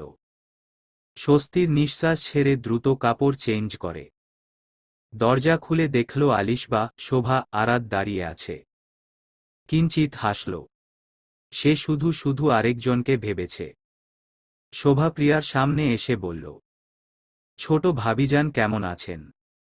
2 দিন পর তোমাকে দেখলাম। জানো কত কষ্ট হয়েছে? শোভার মুখে ভাবি ডাক শুনে প্রিয়ার ভিমরি খাওয়ার উপক্রম। লজ্জায় ইচ্ছে করছে মাটি ফুঁড়ে তার ভিতরে প্রবেশ করতে। কাচুমাচু করে সে কোনো রকম সামনে দাঁড়াল। আলিশবা এসে তাকে বিছানায় বসাল। তারপর যা মিলে গল্প জুড়িয়ে দিল। আরাত প্রিয়ার কোলে গিয়ে বসল। প্রিয়াও কাছে টেনে নিল। আরাত প্রিয়ার গালে হামি দিয়ে বলল, মা, মা। প্রিয়া হাসল আরাদের কথা শুনে। আলিশবা প্রিয়ার কানে কানে বলল, চাইলে আগামী বছর এরকম একটা মিষ্টি বাবু তোমরাও নিতে পারবে। আলিশবার কথা শুনে প্রিয়া ভীষণ লজ্জা পেল। মুখে লাজুক হাসি তার। শোভাও টিপ্পনি মারল, ছোট ভাবি ভাইয়াকে বলবে আরাদের মতো তোমারও একটা মিষ্টি বেবি চাই। তাহলে তো হয়ে গেল। প্রিয়া এদের দিকে তাকালো না আর। এরা নিশ্চয়ই প্ল্যান করে এসেছে দুজন একসাথে লজ্জা দেওয়ার জন্য। আলিশবা প্রিয়াকে ভালো করেই পর্যবেক্ষণ করে বলল, তা ফার্স্ট নাইটে কি উপহার পেলে জামাইয়ের কাছ থেকে? প্রিয়া বলার আগেই শোভা প্রিয়ার গলার দিকে তাকিয়ে বলল, ছোট ভাইয়া তোমাকে গলার ওই লকেট গিফট করেছে। প্রিয়া ছোট্ট করে বলল, হুম। শোভা হাত দিয়ে লকেটটা ধরে বলল, আমার ভাইয়ের পছন্দ সত্যিই দারুণ। তা ছোট ভাবি তোমার পছন্দ হয়েছে? প্রিয়া আবারও ছোট্ট করে বলল, হুম। আলিশবা আরও অনেক কিছুই বলতে চাইল, কিন্তু তার আগে মারিয়া তাদের জন্য নাস্তা নিয়ে আসলো। দুজনকে খেতে বলল। প্রিয়াও তাদের হাতে নাস্তা উঠিয়ে দিল। তারা আরও কিছুক্ষণ কথা বলে বাসায় চলে গেল। প্রিয়া দুপুরের খাবার খেয়ে শুয়ে পড়ল। ঘুম ভাঙল বিকেল 5টায়। কিতক্ষণ গড়িমসি করল সে। পরে মনে পড়ল বিকেলে তো সৌরভ তাকে পড়াতে আসবে। তার আগে সে ছাদে গেল। এখন তো সৌরভ ছাদে যাবে। তড়িঘড়ি সে বিছানা ছেড়ে উঠল। হাঁফাতে হাঁফাতে ছাদে আসল। কিন্তু সৌরভের নাগাল সে পেল না। উল্টো পড়ল ফ্যাসাদে। গৌরব সেখানে বসে আছে। সে গৌরবকে দেখে সালাম দিল। গৌরবও হাসিমুখে সালাম নিল। জিজ্ঞেস করল, কেমন আছো কিউটি পাই? প্রিয়া মৃদু হেসে বলল, জি ভাইয়া, ভালো আছি। আপনি ভালো আছেন? গৌরব আফসোস করল প্রিয়ার জন্য। আহা, বেচারি জামাইকে খুঁজতে এসে ভাসুরের খপ্পরে পড়েছে। মনে মনে কুটিল হাসল। প্রিয়াকে আচমকা বলে উঠল, তোমার সৌরভের সাথে দেখা হয়েছে। প্রিয়া এহেন প্রশ্নে কি বলবে এখন? সে চুপ থেকে কিছুক্ষণ পর ডানে বামে মাথা নেড়ে না বলল। গৌরব হাহুতাশ করল প্রিয়ার জন্য কিতক্ষণ। তারপর মুখ মলিন করে প্রিয়াকে বলল, জানো প্রিয়া, সৌরভ তো বাসায় নেই। আজ সকালেই ঢাকা গেল বন্ধুদের সাথে। পরশ বউকে নিয়ে হানিমুনে যাবে শুনলাম। সেই সাথে তোমার জামাইও যাবে। তোমাকে কিছু বলেনি? সৌরভের উপর বড্ড অভিমান জমল প্রিয়ার। এই লোকটা তাকে এত তাড়াতাড়ি ভুলে গেল। বিয়ে করে এখন তাকে চেনেই না। একদম দূরে সরে গেছে তার। অশ্রুসিক্ত আখি দুটি তার, কিন্তু গৌরবের কথায় মৃদু হাসল। তারপর আবারও ছোট্ট করে বলল, ওহ। গৌরব আবারও বলে উঠল, তোমাকে একবারও বলেনি সে? দেখেছ কেমন স্বামী তোমার। বিয়ে করে বউকে একটুও পাত্তা দেয় না। সত্যি, তোমার জন্য আমার খারাপ লাগছে। আমার ভাই হলে কি হবে, সে একটুও বউকে ভালোবাসে না। বউয়ের প্রতি তার কোনো দায়িত্ব নেই দেখেছ। আহারে, আমার তোমার জন্য বড্ড আফসোস হচ্ছে। তুমি সত্যি সৌরভকে বিয়ে করে ঠকে গেছ। প্রিয়া ঠাই দাঁড়িয়ে আছে। সে কি বলবে গৌরবের কথার জবাবে? সৌরভ সত্যি তাকে ভালোবাসে না? তাহলে সেদিন যে বলেছে তাকে সেসব কি ছিল? প্রিয়া যখন নিজ ভাবনায় নিমজ্জিত, আচমকা কারো রামধমকে সে কেঁপে উঠল। প্রিয়া, তুমি এখানে কি করছো? তোমার না এখন টিউশন টাইম? আর তুমি এখানে এসে আড্ডা দিচ্ছ? তোমার বিবেকবোধ দেখে আমি অভিভূত। যাও, টেবিলে গিয়ে বসো। আমি আসছি। সৌরভের রামধমক খেয়ে প্রিয়া আর দাঁড়াল না ছাদে। দ্রুতি নিচে নেমে এলো। সৌরভ এবার গৌরবকেও শাসাল। ভাই, তোর কি মাথা গেছে? প্রিয়া কিন্তু এগুলো সত্যি মনে করে বসে থাকবে। গৌরব ভাইয়ের কথায় কর্ণপাত করল না। সে গা দুলিয়ে হেসে উঠল। যাও, এবার বউয়ের অভিমান ভাঙাও। নাজমা ত্যক্ত বিরক্ত হয়ে গেল, রাগ ঝাড়ল মাসুদের উপর। আনোয়ারের উপর তো সে আগে থেকেই ক্রোধে ফেটে পড়ছে, কিন্তু এখন নিজের জামাইয়ের উপরও অতিষ্ঠ সে। রেগে গর্জে উঠল মাসুদের উপর। তুমি বাবা হয়ে কিভাবে চুপ আছো বলো তো? সৌরভ প্রিয়া বিবাহিত। তারা দুজন ধর্মীয় আইনি ভাবেও স্বামী স্ত্রী। তাহলে এভাবে অপরিচিতদের মতো এরা বিচ্ছিন্ন থাকবে কেন? আমাকে বুঝাও। মাসুদ বউয়ের কথায় কিঞ্চিত হাসল। সে বাবা হয়ে কি করবে, যেখানে তার ছেলেই এই প্রস্তাবেই রাজি হয়েছে? তাছাড়া মেয়েটা সদ্য 18তে পা দিয়েছে। কলেজ শেষ হয়নি এখনো। তাই হয়তো আনোয়ার এমন সিদ্ধান্ত নিয়েছে। বিষয়টা অন্য দিক থেকে খারাপ নয়। আবার একজন ছেলের দিক থেকে ভাবতে গেলে অনেক কিছু। যাই হোক, এটা এখন ওদের ব্যক্তিগত ব্যাপার। তাদের নাক না গলানোই ভালো। নাজমা মাসুদের নিশ্চুপতা দেখে কর্কশ গলায় চেঁচাল, তুমি কি মুখে কুলু পেটেছ? কোনো জবাব দাও না কেন? মাসুদ বউয়ের আচরণে বিরক্ত হলেন। তার বউ একটু না পুরোই বেশি বুঝে। তার ছেলের সমস্যা না হলে তাদের কিসের সমস্যা? কিন্তু এই মহিয়সী নারীকে কে বোঝাবে? তিনি মনে মনে হাহুতাশ করলেন। কিঞ্চিত সাহস সঞ্চার করে বললেন, একটা বছরেরই তো ব্যাপার, দেখবে চোখের পলকে চলে গেছে, এটা নিয়ে মাথা ঘামিয়েও না তো আর। কথাগুলো বলে মাসুদ নিজের জান বাঁচাতে জলদি রুম থেকে বের হয়ে গেল। পিছন থেকে নাজমা চেঁচাল, কিন্তু মাসুদ তার কথাকে আর পাত্তা দিল না। সে ড্রয়িং রুমে বসে টিভির ভলিউম বাড়িয়ে খবর দেখছে। আরাব গুটি গুটি পায়ে দাদার কাছে আসল। মাসুদ তাকে কোলে তুলে নিল, কানের কাছে ফিসফিস করে বলল, দাদাভাই তাড়াতাড়ি বড় হয়ে যাও, তারপর দুজন মিলে এই বুড়িকে শায়েস্তা করব। ঠিক আছে। আরাব দাদার কথা শুনে খিলখিল করে হেসে উঠল। তারপর আধো আধো বুলিতে আওড়াল, তাত্তা ভূত ভূত। দাদা নাতি দুইজনে খুনসুটিতে মেতে উঠলেন। আচমকা গৌরব বাসায় প্রবেশ করতেই তার আর মাসুদের চোখাচোখি হয়ে গেল। মাসুদ নিজেই চোখ নামিয়ে নিলেন। এ বেয়াদব ছেলের দিকে তিনি তাকাতেই নারাজ, আর কথা তো অনেক দূরের বিষয়। গৌরব তার বাবার রাগের কারণ বুঝতে পারে, কিন্তু মনক্ষুণ্ণ হলেও অন্যদিক থেকে তার মন তৃপ্তিতে ভরে আছে। মাসুদ আলিশবাকে ডাকলেন, মা, আমাকে এক কাপ চা দাও তো, আমার দাদু ভাইয়ের জন্যও কিছু নিয়ে আসো, দুইজনে মিলে খাবো। আলিশবা শ্বশুরের জন্য চা নিয়ে আসলেন। মাসুদ হাসিমুখে নিয়ে তাকে জিজ্ঞেস করলেন, মা, তোমার বাড়িতে কথা হয়েছে, তারা কবে আসবেন? আলিশবা শ্বশুরের কথায় কিঞ্চিত হাসল। হাসিমুখেই বলল, তারা আগামী কাল রওনা দিবেন, কাল দুপুর 2টায় ফ্লাইট।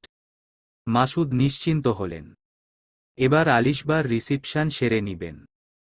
তার বেয়ারা ছেলের জন্য মা ছেলে দুইজনে এসব কিছু থেকে বঞ্চিত হয়েছে। তার ছেলের কাণ্ডের কথা ভাবলে এখনো গা শিউরে ওঠে তার।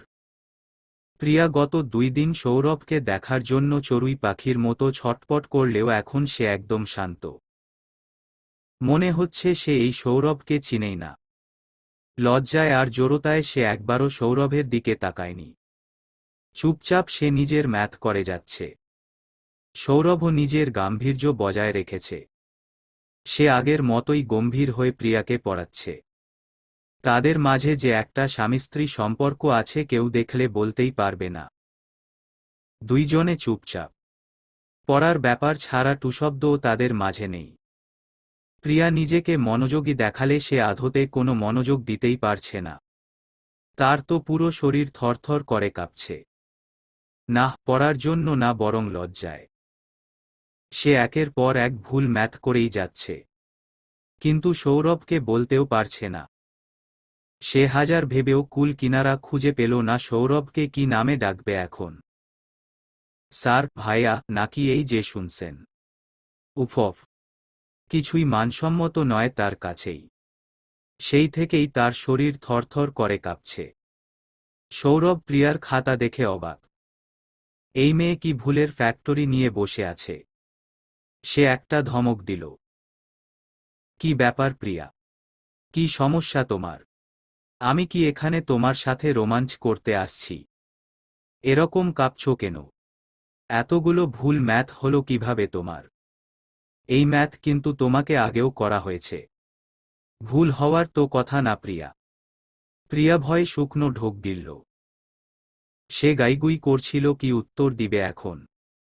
অস্থির হয়ে সৌরভ নিজের কপালে নিজের বাম হাত ঠেকাল।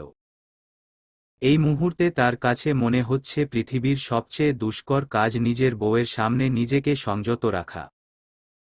কিন্তু তাকে যে এই কাজ করতেই হবে, নয়তো এই মেয়ের পড়াশোনা সব লাটে উঠবে। কিতক্ষণ সে চুপচাপ প্রিয়াকে পর্যবেক্ষণ করল। তারপর সে কোমল গলায় বলল, প্রিয়া, আমি কি তোমার জন্য নতুন টিচার নিয়ে আসব? আমার কাছে পড়তে তোমার অসুবিধা হচ্ছে মেবি। প্রিয়ার বক্ষস্থলকে পেয়ে উঠল সৌরভের এমন কথায়। সত্যি সৌরভ তাকে আর পড়াবে না। তার অক্ষিদয় জলে টইটম্বুর হয়ে উঠল। প্রথম দিন সৌরভ পড়াতে আসলো সেদিন সে প্রত্যাখ্যান করেছিল পড়বে না বলে, তবুও সৌরভ তাকে পড়িয়েছে। আর এখন সে পড়তে চাইছে কিন্তু সৌরভ চলে যেতে চাইছে। প্রিয়ার বড্ড অভিমান হল। সে উত্তর দিল না, না একবারের জন্য সৌরভের দিকে তাকাল। নিজের হৃদ্গহীনের কষ্টগুলো সে আড়াল করে রাখল সৌরভ থেকে। নৈশব্দে দীর্ঘশ্বাস ছাড়ল সে। সৌরভ প্রিয়ার যথাযথ উত্তর পেল না। তার মনটা বড্ড আকুপাকু করছে প্রিয়ার মুখ নিঃসৃত একটা বাক্যে শুনতে। এই মেয়েটাকে সে বুঝতেই পারে না। তার তো খুব ইচ্ছে করে বউটাকে নিজের কাছে রাখতে, সারাক্ষণ অপলক ওই অক্ষিদয়ের মাঝে নিজেকে হারাতে। কিন্তু সে তো অপারগ, চাইলেও সব কিছু করতে পারবে না। সে যে প্রতিজ্ঞাবদ্ধ নিজের সাথে। এর হেরফের হলে তার ব্যক্তিত্ব নিয়ে প্রশ্নবিদ্ধ হতে হবে। আর যাই হোক, সে নিজেকে এতটা ছোট করতে পারবে না। সৌরভ প্রিয়াকে ফের প্রশ্ন করল, তোমার কি কোনো সমস্যা হচ্ছে আমার কাছে পড়তে? প্রিয়ার যেন এবার রাগ থরথর করে বাড়ল। সে কি একবারও বলেছে তার সমস্যা হচ্ছে? এই সৌরবিদ্যুৎ এত বেশি বুঝে কেন? কই এসে তো একবারও জিজ্ঞেস করেনি প্রিয়া কেমন আছো। এই যে তার সামনে আস্ত একটা মানুষ বসে আছি সেই খবর তার নেই। অথচ সে যা চিন্তা করেনি সেটা তো ঠিকই তিনি দার্শনিকের মতো ভেবে নিয়েছে। এবারও উত্তর দেয়ার ইচ্ছে হল না তার। টিউশন শেষে উঠে দাঁড়াল প্রিয়া। তবে যাবার আগেই সৌরভকে ধীর কণ্ঠে বলল, কালকে নতুন টিচার পাঠিয়ে দিবেন। আমি আর আপনার কাছে পড়ব না। ছোট্ট দুলাইনের বাক্য সৌরভের কর্ণকুহরে যেন বজ্রপাতের সৃষ্টি করল। মস্তিষ্কে তার রক্তক্ষরণ হতে লাগল। একটা বছরের জন্য বউ থেকে সে এমনিতেই দূরে আছে। চাইলেও না ছোঁয়া যাবে, না ধরা যাবে। কিন্তু মন ভরে দেখার জন্য টিউশনটাই হচ্ছে একমাত্র উপায়। যদি দিন শেষে টিউশনটাও না থাকে তাহলে সে বাঁচবে কিভাবে? পিছন থেকে সে প্রিয়ার হাতটা খপ করে ধরল। তড়িৎ টান দিয়ে নিজের কাছে নিয়ে আসল। প্রিয়া সৌরভের এহেন আচরণে হতচকিত হয়ে গেল। মনে মনে উত্তরের বহর সাজালেও মুখে কোনো বাক্য উচ্চারিত হল না। সৌরভ প্রিয়াকে নিজের মুখের সামনে নিয়ে এসেই তার চক্ষুদয়ে অগ্নিদৃষ্টি ফেলল। প্রিয়ার মুখে ফু দিয়ে তার এক ভ্রু উঁচিয়ে জিজ্ঞেস করল, এত শখ কেন নতুন টিচারের? কিন্তু প্রিয়ারানী, আপনার জন্য বড্ড আফসোস হচ্ছে আমার। অন্তত আপনার জামাই বেঁচে থাকতে নতুন টিচারের কথা তো ভুলেই যান। প্রিয়া সৌরভের চোখের দিকে তাকিয়ে থাকতে পারছে না। সে চাইছে ছুটে পালাতে, কিন্তু সে হাসফাস করলেও সৌরভ থেকে সে পালাতে পারল না। সৌরভও সুযোগ বুঝে একটি অনাকাঙ্ক্ষিত কাজ করে ফেলল। প্রিয়া লজ্জায় মিয়ে গেল। সৌরভ তাকে লজ্জা দিতে আবারও একই কাজ করল। পরে ধস্তাধস্তি করে সৌরভ থেকে ছাড়া পেতেই ছুটে পালাল। যাওয়ার আগেই কিন্তু সৌরভকে সে গালি দিতে দিতে পালাল। অসভ্য বেয়াদব, সারাক্ষণ খালি চুমু খাওয়া। সৌরভ মিট মিট করে হাসল। সে কখন সারাক্ষণ চুমু খেল? বউকে তো সে কাছেই পায় না। তার বউয়ের সাথে দূরত্ব শুধু একটা দেয়ালের মাত্র। কিন্তু দেয়ালের অপর পাশেই তার বউ থাকলেও তাকে সে কাছেই পায় না। বউ তার পাশে থাকলেও সাথে নেই। চাপা দীর্ঘশ্বাস বের হয়ে আসলো তার। এখনো ৩৬২ দিন তাকে অপেক্ষা করতে হবে। পরীক্ষা শেষে প্রিয়া, রাড়ি আড্ডা দিচ্ছে। নীল, শ্রাবণ দুইজনেই এদের থেকে দূরত্ব বজায় রেখেছে। এই দুইজন বিবাহিত মহিলার সাথে তাদের কোনো সম্পর্ক নাই। তারা এদেরকে চিনে না। নীল তো ভীষণ ক্ষেপে আছে রাড়ি, প্রিয়ার উপর। রাড়ির বিয়ে হলো, সেও তাদের ইনভাইট করল না। এখন প্রিয়া, সেও তাদেরকে ধোঁকা দিল। এরা বেস্ট ফ্রেন্ড হতেই পারে না। শ্রাবণের চোখে জল ছলছল করছে। সে পারছে না মেয়েদের মতো ভ্যা ভ্যা করে কাঁদতে। কত নিষ্ঠুর বান্ধবী তাদের একটু দাওয়াতও দিল না। সে একটু না হয় বেশি খায় তাই বলে বিয়ের দাওয়াতে যেতে বলবে না। আরে সে কি গিফট ছাড়া যেত নাকি? মেয়েরা সত্যিই হারামি হয়। এদের দিলে দয়ামায়া হয় না। কিন্তু নীলের চোখে জল না হলেও সে অগ্নিদৃষ্টিতে তাকিয়ে আছে প্রিয়া, রাড়ির উপর। তার ইচ্ছে করছে এই দুজনকে একসাথে উঠিয়ে রাজাঝির দিঘিতে চুবাইতে। লুবনা তাদের পাশে বসে ফ্যাচ ফ্যাচ করে চোখের জল ফেলছে। তাকে তো সৌরভের মা দেখতে যাওয়ার কথা ছিল। বিয়ের কথা অনেকটাই পাকা হয়ে গিয়েছিল। শুধু সৌরভের মা গেলেই তাকে আংটি পরাত। কিন্তু সেদিন বিকেলে আচমকাই সৌরভের মা ফোন কল দিয়ে বলল তাদের ছেলের বিয়ে ঠিক হয়ে গেছে। পরের দিন নাকি বিয়ে হবে মেয়েদের গ্রামের বাড়িতে। মেয়ে হিসেবে প্রিয়ার নাম শুনে লুবনায় ঠাই বসে পড়েছিল। প্রিয়া বলেছিল তার আর সৌরভের বিয়ে কখনোই হবে না। তাহলে এখন কিভাবে হয়ে গেল এই ভেবে লুবনার চোখের জল ক্রমাগত স্রোতের ন্যায় উপচে পড়ছে। সৌরভ তাকে এভাবে রিজেক্ট করল। সে দেখতে কি এতই খারাপ? প্রিয়ার থেকে তো দ্বিগুণ সুন্দরী সে। তাহলে সৌরভ কেন তাকে পছন্দ করল না? এই দুঃখ তার কখনো যাবে না। প্রিয়া অনেক সাহস সঞ্চার করে নীল শ্রাবণের পাশে বসে। মুখে কিঞ্চিত হাসি তার। নীল শ্রাবণ ভাবলেশহীন বসে আছে। প্রিয়া আমতা আমতা করছিল প্রথমে, পরে নিজেকে স্থির করে বলল, বিশ্বাস কর, এই বিয়ে নিয়ে আমি অনেক দোটানায় ছিলাম। সৌরভকে স্বামী হিসেবে মানতে আমার অনেক সময় লেগেছে। আর সত্যি বলতে কি আমার প্রচুর লজ্জা লাগছিল। তোদের দাওয়াত দেওয়া তো পরের কথা, আমি নিজেই নিজের সাথে চোখ মিলাতে পারছিলাম না। কিভাবে সৌরভকে বিয়ে করব, তাকে কিভাবে স্বামী মানব? এসব দোটানায় থাকতে গিয়ে আমি তোদের যে দাওয়াত দিই নাই তা নয়, কিন্তু আসলে লজ্জায় তোদেরকে দাওয়াত দিই নাই। তোরা যদি জানতি তাহলে আমাকে প্রচুর পচাইতি। কিন্তু রারিকে তো আমি দাওয়াত দিই নাই। সে তো পরশ ভাইয়ার স্ত্রী হিসেবে দাওয়াত পেয়েছে। আমি তো কাউকে দাওয়াত দিই নাই। পরশের কথা শুনে নীল শ্রাবণ বিস্ফোরিত নয়নে তাকালো রারির দিকে।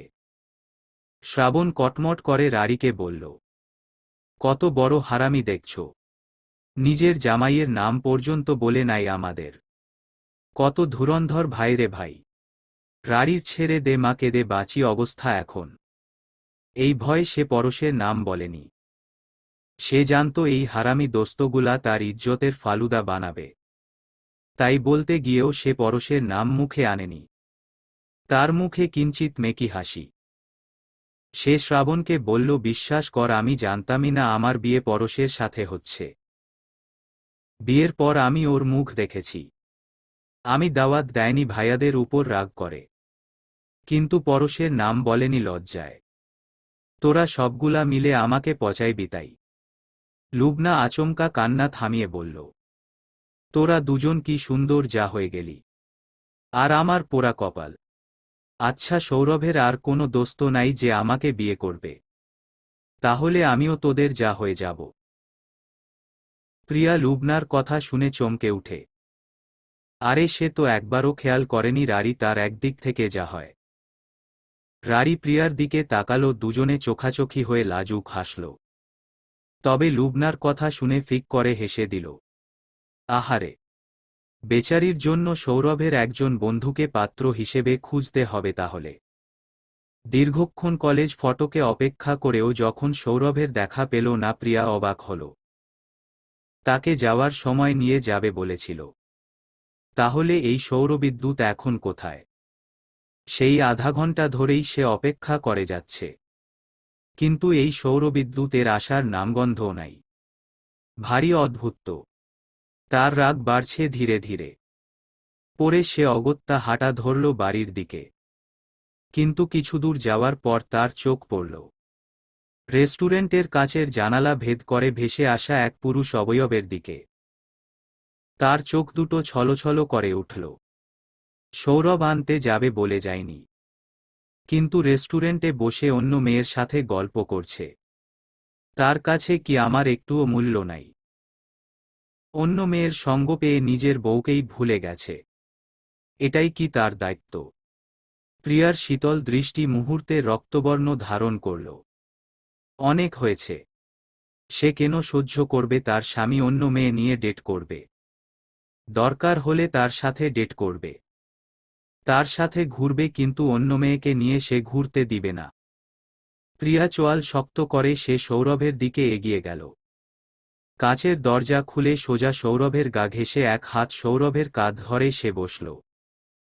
সামনে বসা পিউ মুহূর্তে হতবিহ্বল হয়ে গেছে প্রিয়ার কাণ্ডে। তার চক্ষুদয় কোটর থেকে বের হবার উপক্রম। এই মেয়ে নাকি সৌরভকে পছন্দই করে না শুনেছে, কিন্তু এখন তো চোখের সামনে যা দেখছে তাতে তো তার চক্ষু ছানাবড়া। বাপরে! সৌরভ নিজেও প্রিয়ার কাণ্ডে হতবাক। কিন্তু এভাবে তার বউ এসে তার কাজ সহজ করে দিবে সে ভাবতেই পারিনি। সে তো এতক্ষণ বউয়ের কাল্পনিক প্রশংসা করছিল পিউর কাছে। তার বউ তাকে ছাড়া কিছুই বুঝে না। সারাক্ষণ তাকে ফোন কল করে, সারারাত তার সাথে কথা বলার জন্য বায়না করে, একটু দেখা না হলেই সে বিচলিত হয়ে পড়ে। তাকে পাগলের মতো ভালোবাসে তার বউটা। কিন্তু এখন তো সত্যিই দেখছে তার বউটা তাকে কিভাবে ধরে রেখেছে। সে নিজেও তার হাত প্রিয়ার দিকে বাড়িয়ে দিয়েছে। আপনা-মনে মিট মিট করে হাসছে সে। যাক, অবশেষে তার বউ তাকে নিজ থেকে জড়িয়ে ধরেছে। নয়তো সে একটু ধরলে বলবে অসভ্য, বেয়াদব আরও কত কিছু। সে তো ভয়ই বউয়ের কাছেই ঘেঁষে না। প্রিয়া মুচকি হেসে সৌরভের দিকে তাকিয়ে এক ভ্রু উঁচিয়ে বলল, আমার আসতে একটু লেট হয়ে গেল। সরজি জামাইটা, তুমি অনেক আগে আসছো, তাই না? এবারের মতো ক্ষমা করে দাও, পরের বার আর ভুল হবে না। একদম সময় মতো আমি হাজির হয়ে যাব।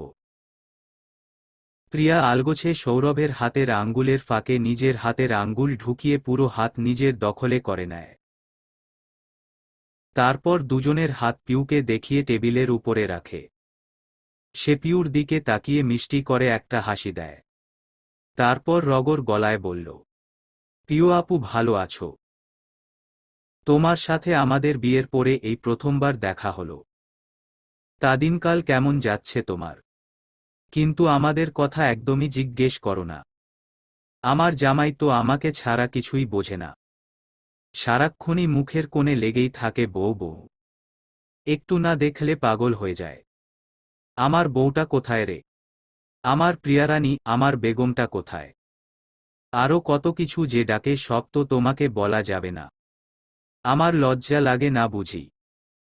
সৌরভ যারপরনাই অবাক প্রিয়ার মুখ নিঃসৃত এমন বাক্যে শুনে।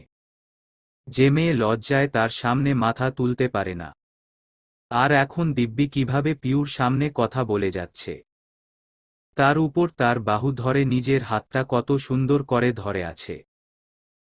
এই না হলে তার রণচণ্ডী বউ জামাইকে অন্য মেয়ের সাথে দেখে জেলাস ফিল করছে। ভালোই হয়েছে তার জন্য। পিউ দুজনের দিকে তাকিয়ে আত্মগ্লানির একটা নিঃশ্বাস ছাড়ল। হয়তো তার জন্য সৌরভ ছিলই না। প্রিয়া আসবে বলেই তাদের মধ্যে বিচ্ছেদ হয়ে গিয়েছে। তবে দিন শেষে তার নিজের কাছে একটু হতাশ লাগছে সৌরভ তার সাথে এভাবে কখনোই কথা বলেনি যতটা প্রিয়ার সাথে বলছে। তার মুখে বিতৃষ্ণার হাসি, বেদনার্ত নয়ন দুটি তার। মলিন মুখে সে সৌরভের দিকে তাকিয়ে তার ব্যাগ থেকে চকচকে নতুন একটা খাম বের করল। প্রিয়া পিউর গতিবিধি খেয়াল করছে। এত বড় খাম দেখে প্রথমে সে চমকাল, কিন্তু পরক্ষণেই পিউর বলা কথায় তার অস্থির বদন শান্ত হল। তৃপ্তির ঢেকুর তুলে বলল, আলহামদুলিল্লাহ আপু, শাদি মোবারক আপনাকে। সৌরভ আর আমি অবশ্যই যাব। তারপর সে সৌরভের দিকে তাকিয়ে তার থুতনিতে হাত দিয়ে বলল, এই বলো না আপুকে, আমরা যাব। সৌরভ ভূত দেখার মতো চমকে উঠল। প্রিয়ার এভাবে তার থুতনিতে হাত দিয়ে তার দিকে তাকিয়ে এভাবে আদুরে ভাবে কথা বলতে দেখে সে অবিশ্বাস্য নজরে তাকিয়ে আছে। এটা তার বউ তো।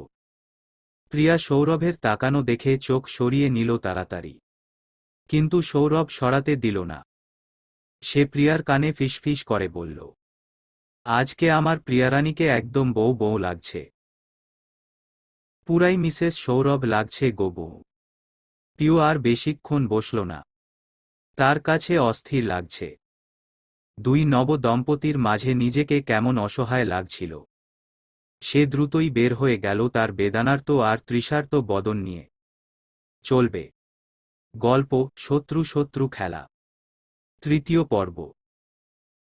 লেখনীতে মেঘা শুভাশ্রী।